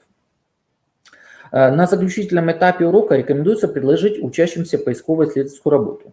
То есть найти информацию об одном из заводов, фабрик или предприятий города и села, в котором проживают учащиеся. Школьникам можно дать следующий план: название предприятия, фотография, место расположения, адрес, выпускаемой продукции, история. Второй урок. Второй урок посвящен изучению истории развития промышленности города и села, в котором проживают учащиеся. В начале урока прочитайте текст «Памятники инженерной мысли», страница 65-67. Сделайте выборочные остановки с целью внимательного рассмотрения фотографий. Обратите внимание на предтекстовые, внутритекстовые проблемные вопросы. И предложите учащимся выполнить задание номер 3, которое направлено на выявление младшими школьниками общей картины промышленного развития Коми СССР. Следующий этап урока – это презентация поисково-исследовательских работ младших школьников. 7-я тема. Шахтерский, по данному разделу, это Шахтерский город. Тема рассчитана на 1 час. На уроке учащиеся узнают об истории и современном развитии угольной промышленности в Республике Коми. В начале урока необходимо актуализировать знания учащихся о свойствах угля, подземного полезного ископаемого. Прочитайте вместе с школьниками текст на странице 68-69. В процессе чтения сделайте остановки для рассматривания фотографий. Покажите на карте Республики Коми Шахтерский город Воркуту. Учащихся целесообразно познакомить с разными способами добычи угля, которые существуют. Это открытый наземный способ и закрытый или подземный способ добычи угля. Вот на фотографии как раз он изображен. Значит, открытый способ добычи угля в угольном разрез Юньягинский, и закрытый способ добычи угля или подземный способ добычи угля – это шахта Варгашорская, да, вот примерно на фотографии изображен. Вопрос номер 2. Условное обозначение «подумай ответ». Почему профессия шахтера считается одной из самых нужных, сложных и опасных? Вот этот вопрос направлен на выявление специфики профессиональной деятельности шахтеров по 3 критериям. Чтобы помочь учащимся ответить на поставленный вопрос, учителю целесообразно оформить предложенные характеристики на доске и слайде. В таблице необходимо фиксировать аргументацию младших школьников. Итак, почему профессия шахтер нужная? Уголь дает энергию и тепло в дома. Уголь – топливо для поездов. Уголь обеспечивает работу заводов и промышленных предприятий, котельных и так далее. Почему профессия сложная? Шахтер должен быть выносливым, чтобы работать глубоко под землей. Шахтер должен быть сильным, смелым, чтобы добывать уголь. Шахтер должен обладать хорошим здоровьем, чтобы он мог много времени проводить под землей. Почему профессия опасная? В недрах земли есть взрывоопасный газ, метан. И во время работы в шахтах под землей возможны облавы угольных пластов. Учителю в рамках изучения темы урока «Шахтерский город» рекомендуется дать справочную информацию о городе Инте. То, что на севере Республики Коми есть город Инта. Этот город возник во время освоения Печорского угольного бассейна. В 1941 году в Инте было построено несколько шахт, в 1944 году образовался рабочий поселок Инта. Через 10 лет поселок был преобразован в город Инта, много лет была шахтерским городом. Сегодня, к сожалению, шахта в Инте закрыта. В конце урока организуйте рефлексивную деятельность и предложите школьникам домашнее задание. Взять интервью у взрослых родителей и оформить его в виде репортажа. Данное задание локального характера и не предназначено, а адресовано для учащихся города Воркуты и Инты. Следующая тема – родина российской нефти. Данная тема рассчитана на 1 час. Учащиеся по этой теме узнают о истории и современном развитии нефтяной промышленности в Республике Коми. В начале урока актуализируйте знания о таком понятии, как нефть. Нефть как полезное ископаемое. Прочитайте текст на странице 70-72. В процессе чтения обратите внимание на внутритекстовые вопросы.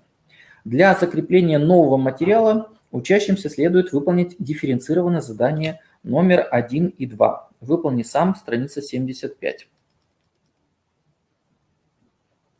Так, значит, покажите на карте Республики Коми населенные пункты, где развита нефтяная промышленность. Это город Ухта, Усинск, поселок Ярига, Сосногорск. Учителя могут дать информацию о том, что в поселке городского типа Ярига действует единственная в России шахта, где добывают нефть шахтным способом. Да?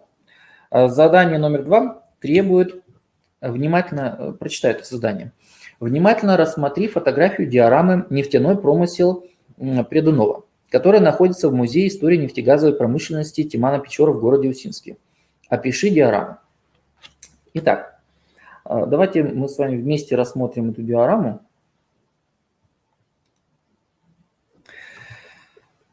Так, значит, учителю рекомендуется дать справочную информацию. В XVIII веке купец Федор Савельевич Придунов со своим младшим сыном Степаном, значит, нашли нефтяной ключ. На том месте они решили построить нефтяной завод.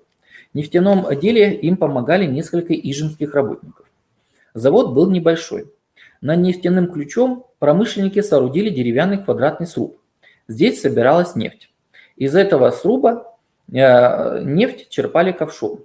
Добывалась нефть и другим способом. Сначала бурили неглубокие ямы, в них вставлялся плетень для предохранения стенок от обвала. На дне ямки скапливалась нефть. Вот на диаграмме это как раз можем увидеть, да, этот процесс. На дне ямки скапливалась нефть, которая просачивалась через грунт. Нефть периодически вычерпывалась. Выкачанную нефть разливали в бочки и развозили на лошадях с обозами. Учителю следует провести аналогию между заводами дореволюционного времени и современными буровыми машинами, буровыми вышками. Вот обратите внимание, учащиеся, на том, что в принципе сама работа буровых, она не изменилась. Как и раньше, с помощью бура сегодня делается отверстие в земле, из которого извергается нефтяной фонтан. Основным отличием современной нефтяной промышленности является коренное преобразование технологий нефтедобычи.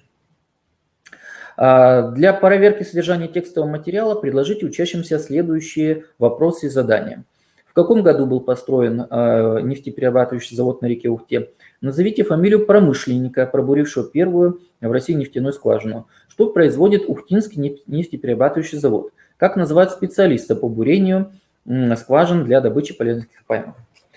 Далее, прочитайте художественный рассказ Ирины Запорожцевой, значит, «Как искали усинскую нефть». Учителю рекомендуется вместе с учащимся провести словарную работу и объяснить значение слов геолог, геофизик, буровик. При чтении рассказа обратите внимание на изображение нагрудного знака. Первооткрыватель месторождения. Задайте вопрос, почему некоторые геологи Республики Коми были награждены этим памятным знаком. Сравните фотографии с начала строительства города Усинска. Вот обратите внимание на эти фотографии, да? Верхняя фотография начала строительства города Усинска, 1970 год, время этой фотографии. И современный город Усинск, который изображен внизу. Предложите учащимся выполнить задание номер 3 и 4 в форме фронтальной беседы. Так, задание номер 3. Объясни, почему скульптор Анатолий Иосифович Неверов назвал памятник в городе Ухте Прометеем Север. Существует древнегреческий миф о Прометее, который дал людям огонь. Может ли этот миф быть реальностью профессии нефтяника? Да, учитель может с помощью наводящих вопросов узнать, какие ассоциации вызывает у обучающегося слово «огонь». Дети должны осознать, что нефть – это горючий природный материал, который дает огонь, а значит дает тепло и свет. То есть, в принципе, нефтяники – это действительно, их можно назвать Прометеями, да? Прометеями Севера. Задание номер 4. Почему некоторые геологи Республики Коми были награждены памятными знаками первооткрывателя месторождений? В ходе выполнения задания попросите учащихся перечислить качество человека, который является первооткрывателем месторождений полезных ископаемых. В конце урока младшим школьникам можно дать задание взять интервью у взрослых или родителей, оформить его в виде репортажа или краткой статьи. Значит, задание. Какую роль сыграла нефтяная промышленность в судьбе твоего населенного пункта?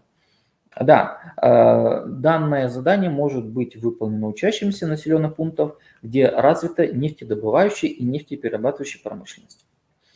Тема «Сияние севера» рассчитана на 1 час. Учащиеся узнают по этой теме об истории и современном развитии газодобывающей промышленности. Прочитайте текст на странице 76-77. Обратите внимание на внутритекстовые вопросы. В процессе чтения обращайте внимание на фотографии. Покажите территории следующих регионов, по которым проходит газопровод «Сияние севера».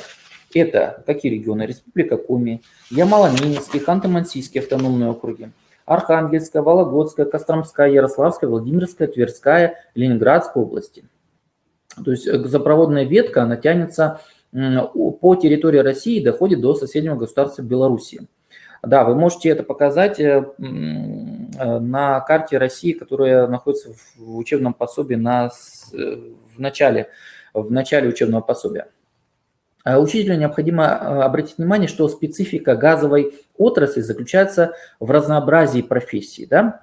То есть поиском газовых месторождений занимается геолог, бурением скважин для добычи газа занимается инженер-буровик, транспортировкой газа по трубопроводу занимается трубопроводчик, сжатием газа занимается машинист компрессорной станции. Да? У нас компрессорная станция огромная есть в городе Вуктыле. После изучения нового краеведческого материала организуется работа с дневником записи инженера-буровика Руслана Латыпова. Так, вот эта работа, рубрика для любознательных. Да, это достаточно новый такой вид текстового материала, мемуары, дневниковой записи, который представляет собой фрагментарные записи людей, сделанных в какой-то определенный период времени. Задайте учащимся вопросы. Первое.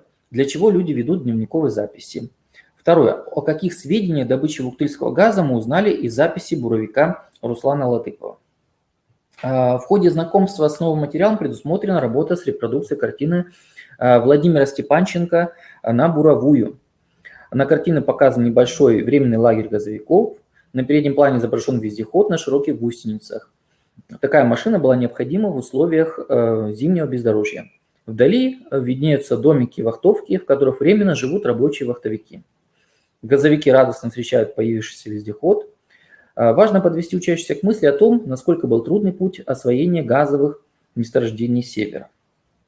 Также в конце можно дать задание для учащихся городов и поселений Республики Коми, где развита газодобывающая промышленность, взять интервью у взрослых и родителей и оформить его в виде репортажа о том, какую роль сыграла газовая промышленность в судьбе населенного пункта, в котором проживают учащиеся. Следующая тема – гигант на вычеге. 1 час учебного времени затрачено на эту тему. Значит, учащиеся узнают по этой теме о развитии лесозаготовительной и деревообрабатывающей промышленности. В начале урока необходимо актуализировать знания учащихся о понятии промышленный комплекс. Промышленный комплекс – это крупное предприятие, состоящее из нескольких обслуживающих производственных предприятий. Да, прочитайте текст «Гигант на вычеге», страница 79-81. Значит, рассмотрите внимательно фотографии, выполните задание номер 3 на странице 82. Значит, условное обозначение «выполни сам». Расскажи по фотографиям о процессе изготовления бумаги своему другу, который никогда не был на Сыктывкарском лесопромышленном комплексе. Школьники описывают процесс изготовления бумаги с опорой на иллюстрацию фотографии. Вот в качестве воображаемого героя, который никогда не был на ЛПК, может быть один из сквозных героев – Иван или Маша. Вместе с младшими школьниками прочитайте текст из рубрики «Для любознательных» о деревообрабатывающей промышленности. В процессе чтения следует усилить внимание к установлению производственной цепи. Сначала рабочие пилят и валят деревья, затем собирают сваленные деревья, после этого бревна обрабатывают и распиливают. Потом бревна грузят для перевозки. Наконец, распиловочный материал привозят на деревообрабатывающие предприятия. В ходе знакомства с новым материалом организуйте работу с репродукцией картины Федора Вдовина «Будни ЛТК». Так, это картина на 82-й странице. Да? Значит, учитель может дать задание с опорой на картину рассказать о работе на предприятии. На картине изображено деревообрабатывающее предприятие в городе Сыктывкаре, лесопильный деревообрабатывающий комбинат. Картина многоплановая и панорамная, с разными персонажами и множеством деталей. Художник изобразил предприятие с высоты и смог охватить весь процесс работы комбината. На заднем плане картины можно увидеть машины-погрузчики, которые доставляют пиломатериал на базу. Можно разглядеть работу сортировщиков, которые перебирают доски и готовят их на сушку. Один из рабочих уже готов прицепить подготовленный пиломатериал на крюк башенного крана. Так, выполните задание номер 2. условное обозначение «выполни сам», страница 82. Перечисли, какие строительные материалы изготавливают из леса. Покажи на карте Республики Коми районы лесозаготовок. Из леса изготавливают деревянные доски, брусья, фанеру и много других материалов. И вместе с учащимся еще раз покажите на карте основные районы лесозаготовок. Это Усть-Куломский, Усть-Сыльмский, Каркировский, Кайгородский, Сысольский и Ударский районы. Можно назвать крупные предприятия по деревообработке, да, например, Лузалес, Жешетский фанерный завод, Сыктывкарский фанерный завод и так далее. Прочитайте текст из рубрики «Удивительно, но факт». Учителю рекомендуется на карте мира показать страну Болгарию. И на карте Республики Коми покажите поселки Усогорск, Благоево, Междуреченск, которые были построены при участии лесозаготовителей из Болгарии. Следующая тема – земля-кормилица. Тема рассчитана на 2 часа учебного времени. Учащиеся узнают об истории и современном развитии сельского хозяйства Республики Коми. Первый урок посвящен развитию растениеводства и животноводства в Республике Коми. На первой половине урока необходимо актуализировать знания школьников об особенностях такой экономической отрасли, как сельское хозяйство. Учащиеся должны усвоить, что сельское хозяйство в Республике Коми представлено отраслями растениеводства и животноводства. Растениеводство – это отрасль сельского хозяйства, занимающаяся возделыванием культурных растений.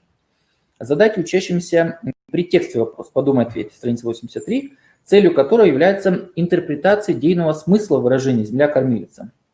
Как вот ты понимаешь выражение «земля-кормилица»? И вот в ходе различных высказываний младших школьников обратите внимание на то, что работа на земле – это сложный труд. И важно постоянно возделывать землю, чтобы она потом стала кормилицей и давала большой урожай. Далее, прочитайте текст «Северные овощи круглый год». Да, обращаю внимание на фотографию, внутритекстовый вопрос и раскройте значение слова «совхоз». Затем попросите учащихся с опорой на план рассказать о том, как выращиваются овощи в теплицах. Это задание номер 1, условное обозначение «выполни сам» на странице 87. Учителю необходимо отметить, что в Республике Коми распространено не только тепличное овощеводство, но и выращивание овощей на открытом грунте, в приусадебных участках, в совхозах, фермерских хозяйствах. На полях выращивают картофель, редьку, свеклу, кабачки, капусту и другие овощи. Помимо овощеводства, в Коми Республике получило развитие и садоводство. То есть на Коми земле выращивают черную и красную смородину, малину, крыжовник и другие садоводческие культуры. На многих территориях Республики Коми заготавливают сено. Это кормовое растениеводство, да, которое служит кормом для сельскохозяйственных животных. Покажите на карте Республики Коми следующие административные районы, где развито растениеводство. Это Кайгородский, Прилузский, наши южные районы, да, это Прилузский, Сысольский, Сыктывдинский район, Усть-Вымский район, Каркировский район, Усть-Куломский район. Учителю рекомендуется дать краткую справочную информацию о развитии растениеводства в населенном пункте проживания школьников. Вторая половина урока посвящена изучению животноводческой отрасли. Учащиеся должны усвоить, что животноводство – это содержание и разведение сельскохозяйственных животных. Предложите младшим школьникам прочитать сочинение ученицы одной из школ Республики Коми «Экскурсия на птицефабрику». Внимательно рассмотрите фотографию. После текстовой сноски даны значения слов птицеводство, комбикорм. Также для освоения нового материала прочитайте рассказ Татьяны Никитиной «На ферме». Объясните значение слова «молокопровод», используя послетекстовую сноску. Вот после чтения и анализа текста учитель может дополнить информацию тем, что в Коми Республика развита. Во-первых, птицеводство, о чем было уже сказано до этого, разведение домашних птиц, кур, уток, индюков, перепелок. Даже вот в Каркировском районе сейчас открыли недавно ферму, где выращивают, где производят перепелиные яйца, да? Скотоводство, разведение крупного рогатого скота, быков и коров, козоводство, разведение коз, свиноводство, разведение свиней, овцеводство, разведение овец и баранов, и оленеводство. На севере Республики Коми развито разведение оленей. Учителю рекомендуется наглядно проиллюстрировать изображение вышеперечисленных сельскохозяйственных животных. Значит, также на втором уроке по данной теме можете провести экскурсию на тепличное или животноводческое хозяйство города, села или административного района, в котором проживают учащиеся. Вот думаю, что мы на следующих семинарах отдельно рассмотрим подробные рекомендации, как организовать экскурсию в рамках курса «Край, в котором я живу», какие бывают различные виды экскурсий, экскурсии по продолжительности, по особенности подготовки экскурсии. И я думаю, что это будет отдельный семинар. Следующая тема: кто любит спорт, тот здоров и бодр. 1 час. Тема рассчитана на 1 час. Учащиеся узнают об истории и современном развитии спорта в Республике Коми. В начале урока актуализируйте знания учащихся о роли спорта и физического здоровья в жизни человека. Вот задайте вопросы номер 1 и 2. Подумай и ответь на странице 94. Сейчас я вам найдем этот вопрос. Как ты понимаешь выражение «в здоровом теле здоровый дух»?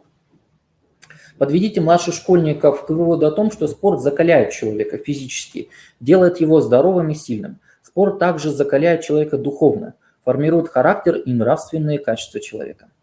Для расширения графических знаний прочитайте текст «Спортивные подвиги земляков». Спортивные подвиги земляков на странице 88-92, последующим смысловым частям. Раиса Сметанина, Николай Бажуков, Василий Рочев. В процессе чтения обратите внимание на фотографии знаменитых лыжников. После прочтения о каждом спортсмене-лыжнике рекомендуется задать следующие вопросы. Где родились будущие спортсмены, в каких соревнованиях участвовали, какие успехи были у лыжников-земляков. В ходе знакомства с краеведческим материалом предусмотрена работа с репродукцией картины Рема Ермолина «Лыжники Коми». На картине мы видим изображение членов сборной России по лыжным гонкам. Слева направо это Мерк, Бажуков, Раиса Сметанина, Василий Рочев, Гвардин и Рочева. При рассматривании картины учителю необходимо обратить внимание учащихся на детали: лица, жесты, положение рук спортсменов. Эти детали показывают их сосредоточенность перед стартом. Тренер дает установку на победу в соревновании. Спортсмены внимательно слушают установки тренера. На заднем плане картины зритель может увидеть, как другой тренер следит за тем, как его подопечный готовит лыжи к соревнованию. С целью развития познавательной активности школьников прочитайте текст из рубрики для любознательных о проведении лыжных соревнований в селе Большелуг, который называется «Олимпиада». Значит, попросите учащихся описать по фотографии участников лыжного забега. На заключительном этапе урока предложите учащимся прочитать текст «Заполярные игры», которые проходят в Воркуте. При ответе на вопрос номер 4, значит, какие спортсмены-лыжники из Республики Коми прославили нашу страну, какие черты характера помогли спортсменам завоевать медали. Учащиеся должны осознать, что спортсмены, если хотят добиваться высоких результатов, должны, несмотря ни на какие преграды, не сдаваться, быть целеустремленным и верить в победу. Вопрос номер 5. Почему в Республике Коми традиционно проводятся национальные спортивные состязания? Этот вопрос направлен на высказывание учащимися обоснованных суждений о роли традиции и спорта. Вот проведите мысль о том, что национальные спортивные состязания – это часть традиционной культуры народа Коми, которую необходимо сохранить. Учитель может ввести новую справочную информацию, что к национальным видам спорта относится не только забег на охотничьих лыжах, но и, например, метание топора, охотничьего топора, ловля оленей, строительство чума и другие соревнования. Значит, в конце занятия учитель может рассказать об известных спортсменах своего города или села. Значит, в конце урока организуйте рефлексию, предложите школьникам домашнее задание нарисовать плакат «Спорт – это жизнь». Вот все эти творческие работы младших школьников могут быть оформлены на школьной выставке, приуроченной ко Дню здоровья 7 апреля. Следующая тема – как делится Республика Коми. Тема рассчитана на 3 часа. На уроках учащиеся узнают об историко-культурных и природных особенностях районов Республики Коми. Первый урок посвящен изучению Усть-Сылимского, Ижемского, Ударского, Княжпоговского, Усть-Вымского, Сыктывдинского районов. То есть 6 районов рассматриваются на первом занятии.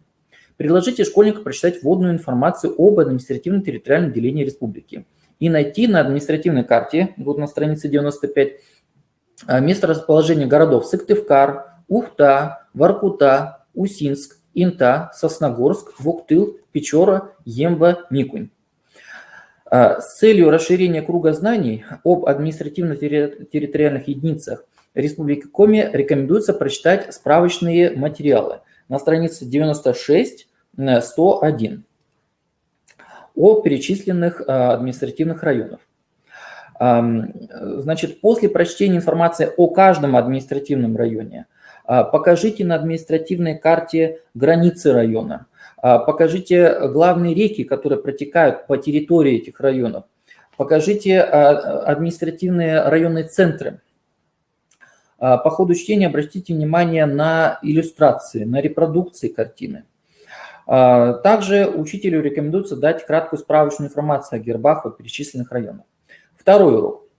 На втором уроке учащиеся узнают об историко-культурных и природных особенностях Карткеровского, Усть-Коломского, Троицко-Печорского, Сысельского, Прилузского и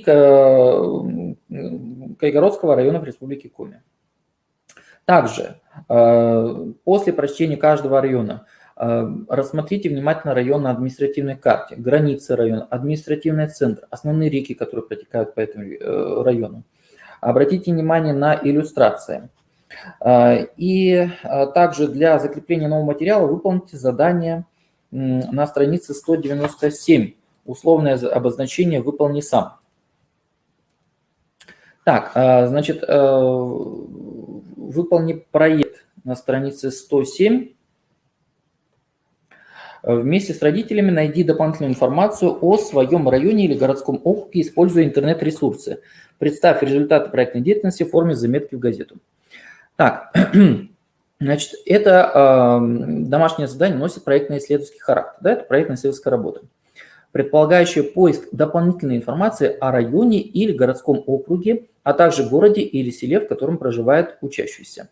Проект индивидуальный. При выполнении исследовательской работы необходимо опираться на следующий алгоритм. Это первое. Определение темы. Инициатива выбора той или иной темы должна исходить от ребенка. То есть, если школьник затрудняется с выбором темы, предложите ему различные варианты. Например, подготовить материал об истории школы, истории завода, города или села, история улицы, история какого-либо дома. Рассказать историю о каком-то интересном факте из города или села. Обсуждение проблемы проектной работы. Сохранение истории родного города, села или административного района. Постановка целей и задач. Составление плана проектно-исследовательской работы. Выполнение проектно-исследовательской работы. Поиск информации, справочной литературы или интернет-ресурсах. Далее, это может быть экскурсия в краеведческий музей в рамках проектной работы. Следующий этап проектной работы – это подготовка к защите проектов и написание доклада с презентацией. Последний этап работы – это представление и защита ученического проекта, коллективное обсуждение темы и подведение итогов. Третий урок, резервный урок, может быть посвящен защите ученических проектов. Так, предпоследняя тема данного раздела «Наука управлять» рассчитана на 1 час. В начале урока на уроке учащиеся узнают об органах исполнительной власти Республики Коми. В начале урока необходимо раскрыть значение понятия государственного управления. Это деятельность органов государственной власти, их должностных лиц по практическому воплощению выработанного плана на благо общества и укрепления государства. Прочитайте текст на странице 108-109, обращая внимание на иллюстрации. Значит, для проверки знаний задайте вопрос номер 1. Подумай и ответь. Значит, как ты понимаешь выражение «наука управлять»? Учителю необходимо обратить внимание на то, что государственная служба, управленческая деятельность требует профессионализма, исполнительности, ответственного отношения к делу, высоких морально-волевых и личностных качеств. Для активизации познавательного интереса прочитайте текст из рубрики «Для любознательных» о торжественной присяге главы Республики Коми. Для закрепления нового материала предложите учащимся вопросы номер 2 и 3.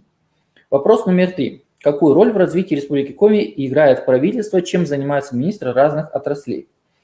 Учителю рекомендуется провести примеры, предложить проблемные ситуации, взаимодействие гражданина и представителей исполнительной власти. Вот приведем примеры разных проблемных ситуаций. Проблемная ситуация номер 1. В Министерство сельского хозяйства было отправлено письмо-обращение от фермера одного из сельских поселений Республики Коми о предоставлении материальной помощи постройке новой фермы. Вот первая ситуация, да? Вторая проблемная ситуация. В Министерство культуры было отправлено письмо-обращение от жителей одного из сельских поселений Республики Коми с просьбой организовать на их малой родине фестиваль детских песен. Следующая проблемная ситуация. В Министерство физической культуры и спорта было отправлено письмо-обращение от жителей одного из городов Республики Коми с просьбой проведения соревнований по мини-футболу. Вот мы видим взаимодействие, да, значит, граждан и органов исполнительной власти. Значит, учащиеся могут выступить в роли представителей региональных отраслевых министерств физической культуры и спорта, сельскохозяйственной культуры и других отраслей и могут как бы ответить на письма обращений жителей республики. На данном уроке учителю рекомендуется сдать справочную информацию об органе законодательной власти Республики Коми, Государственном совете Республики Коми. Основной задачей Госсовета является разработка законов. Госсовет состоит из 30 депутатов, избираемых гражданами Российской Федерации, проживающими на территории Республики Коми. Госсовет избирается сроком на 5 лет. Завершая урок, организуйте рефлексию, предложите учащимся выполнить домашнее задание, которое носит творческий характер. Домашнее задание. Напишите письмо в администрацию своего города или села с пожеланиями благоустройства вашего населенного пункта. Вообще задание очень интересное. Вот расскажу вам одну историю. Когда проходила апробация вот этого учебника, в котором я живу, 4 класс, мы проходили вот эту тему, и все дети без исключения выполнили это домашнее задание, причем с превеликим удовольствием, и они написали письмо с пожеланием об улучшении жизни своего родного села. И очень много детей высказались за то, чтобы в их селе сделали сквер и детскую площадку. И вот учительница отнесла эти пожелания детей в администрацию сельского поселения, и в селе на следующий год летом появился сквер и детская площадка. И что дети были очень обрадованы тому, что их письма дошли до адресата, и вот их желания были выполнены. Так, последняя тема в этом разделе – столица Республика Коми. Тема рассчитана на 1 час. На уроке учащиеся расширить знания о городе Сыктывкаре как политическом, экономическом и культурном центре Республики Коми. В начале урока необходимо раскрыть такие значения слова «столица». Столица – главный город государства или государственного образования в составе федеративной страны, в котором размещаются высшие органы государственной власти. Значит, задайте предтекстовый вопрос, направленный на выявление внутрипредметных связей. Для расширения кровеческих знаний прочитайте текст по плану. Первое. Сыктывкар как политический центр Республики Коми, Сыктывкар как промышленный центр, Сыктывкар как научный центр Республики Коми и Сыктывкар как культурный центр. После чтения каждой части делайте выборочные остановки и рассмотрите фотографии. При составлении рассказа о городе Сыктывкаре, значит, важно, чтобы учащиеся смогли аргументировать мысль о том, что Сыктывкар является и политическим, и экономическим, и культурным центром Республики Коми. Вот как раз мы видим, значит, задание «Выполни сам» на странице 112. Так, столица Республики Коми, политический центр. Здесь сосредоточены все учреждения исполнительной, законодательной, судебной власти. Экономический центр связан с многочисленными предприятиями деревообрабатывающей, пищевой, сельскохозяйственной, текстильной промышленности. Культурная жизнь города определяется наличием музеев, художественных выставок, театров и концертных залов. Следующий раздел, последний раздел этого курса называется «Культурное богатство Коми-края». Первая тема этого раздела – «Хранитель времени». Тема рассчитана на 2 часа учебного времени. На уроках учащиеся узнают об отделах Национального музея Республики Коми и Национальной галереи Республики Коми. Первый урок необходимо актуализировать знания младших школьников о понятии музей. Музей как научно-просветительское, социально-культурное учреждение, занимающееся сбором, изучением, хранением и демонстрацией, по-другому называют экспонированием предметов, музейных экспонатов. А в свою очередь, это музейные экспонаты являются памятниками истории, материальной и духовной культуры. Вот в качестве вводного экскурса, вот в последний раздел, прочитайте, пожалуйста, отрывок из стихотворения Владимира Тимина «Человеку 21 века» на странице 113. Да? Данное стихотворение является как бы напутствием для юных краеведов. Дидактическая задача данного произведения – это осознание младших школьников важности сохранения культуры и истории родного края.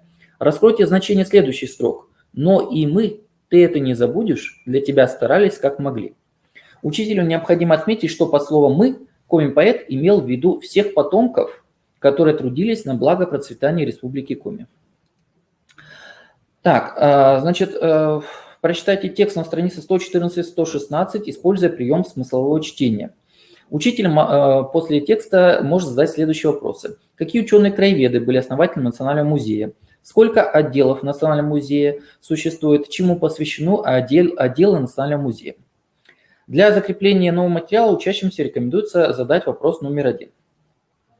Так, на странице 119 условное обозначение «Подумай, ответь». Так, для чего создаются краеведческие музеи? Вот при ответе на вопрос учителю необходимо сосредоточить внимание младших школьников на том, что музей, вот главная функция музея – это сохранение истории, сохранение исторической памяти. Музее педагогу рекомендуется пояснить, что экспонаты могут много рассказать посетителю музея, то есть о том, как люди жили раньше. В результате изучения вот музейных коллекций человек лучше начинает понимать настоящее, осознавать социально-экономические законы жизни, культуру взаимоотношений в обществе. Второй урок посвящен изучению Национальной галереи Республики Коми.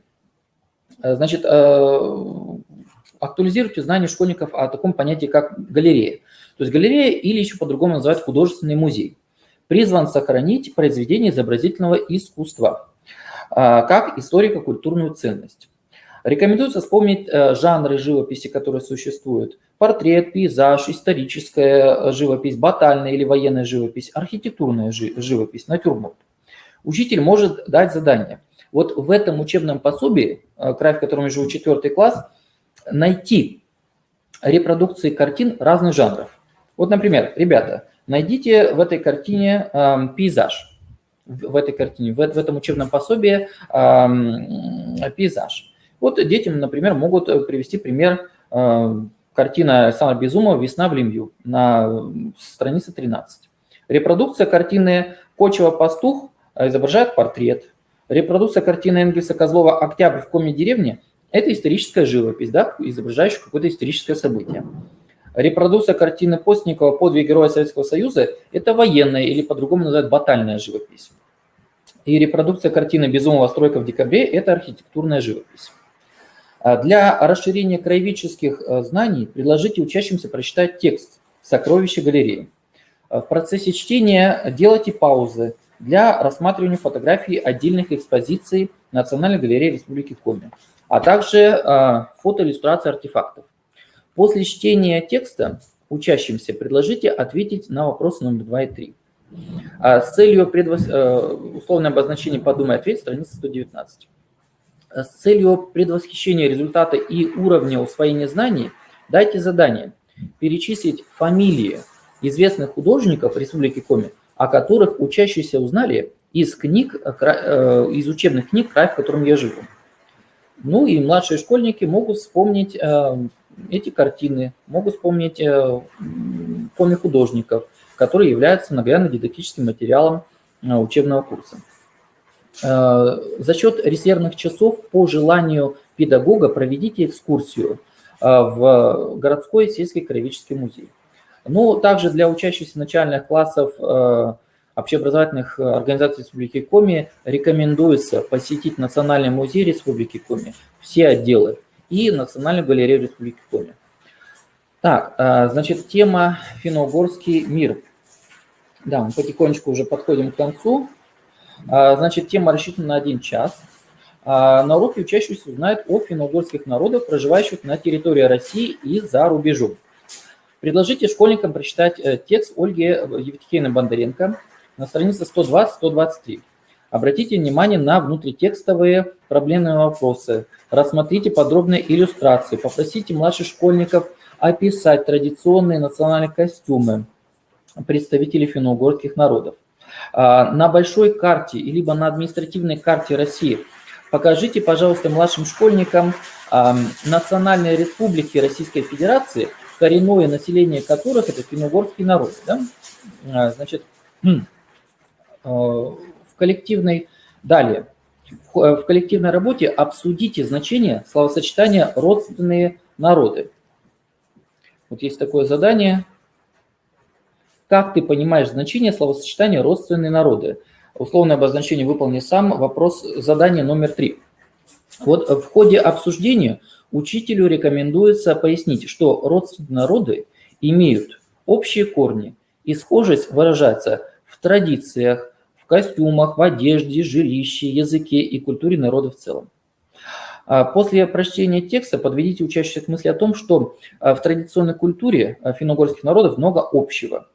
В качестве подтверждения этой мысли рассмотрите фотографии традиционных костюмов, традиционные народные занятия. Да, обратите внимание, оленеводство является основным традиционным занятием как у комижемцев, так и у хантов.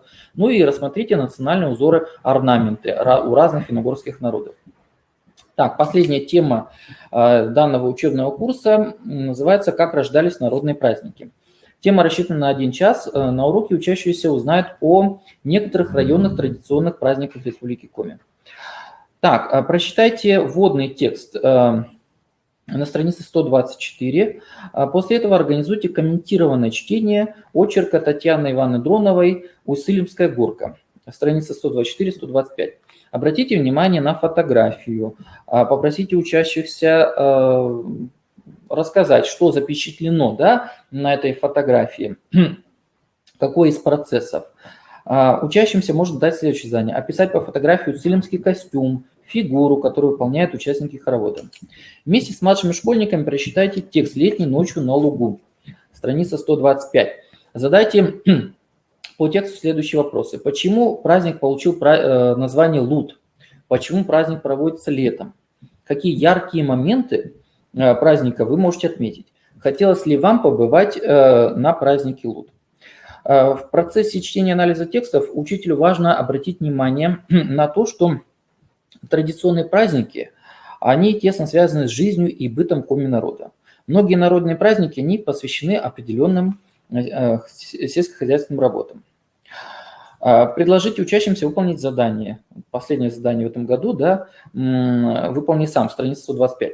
В качестве воображаемого героя, который никогда не был на традиционных народных праздниках, может быть один из сквозных героев, Иван или Маша. Да? То есть он может описать традиционный праздник усыльмов или комеженцев своему другу, который никогда не был на этих народных праздниках. Также учащимся можно предложить такое поисковое исследовательское задание: узнать, какие традиционные народные праздники отмечаются в городе-селе, в котором проживают учащиеся, рассказать об особенностях этих праздников. Как я уже сказал, данный урок является последним в учебном году, и учителю рекомендуется предложить учащимся в период летних каникул познакомиться с некоторыми тематическими сайтами, интернет-ресурсами, интернет-путешествия. Сайт Национальной детской библиотеки Республики Коми, значит, Национального музея, Национальной библиотеки и сайт, который создали сотрудники Национальной галереи краеведения «Коми край глазами художников», где наши школьники могут многое узнать из этих сайтов о истории, культуре родного края. Уважаемые коллеги, мы с вами в течение уже более 2 часов, 2 часа 10 минут идет семинар, смогли рассмотреть основные моменты, связанные с особенностью работы с учебным пособием «Край», в котором я живу в 4 классе. Мне очень приятно, во-первых, что вы посетили в онлайн-формате этот семинар. Спасибо вам за это. Да, вот у нас есть даже вопросы, а запись семинара будет. Снежана Викторовна Королева. Да, запись семинара будет. Если кто не смог до конца посмотреть семинар, вы можете посмотреть в видеозале. Да, спасибо вам тоже большое, Юлия Ивановна, за то, что вы просмотрели этот семинар. Я хочу вам пожелать удачи. И надеюсь, что наша встреча действительно была плодотворной, и вы смогли решить какие-то важные вопросы относительно работы с этим учебным пособием. Напоминаю, что в скором времени выйдет в печать методические рекомендации к учебным пособиям по краеведению для 2, для 3 и для 4 класса. И также совсем скоро выйдет книжка-раскраска «Край, в котором я живу» для 1 класса. Да, совсем скоро будет праздник, мы будем отмечать наш профессиональный праздник День учителя, и позвольте мне от всей души поздравить вас с наступающим праздником и пожелать вам профессиональных успехов. Ну, наш семинар подходит к завершению. Еще раз вам спасибо большое. Всего вам доброго. До свидания.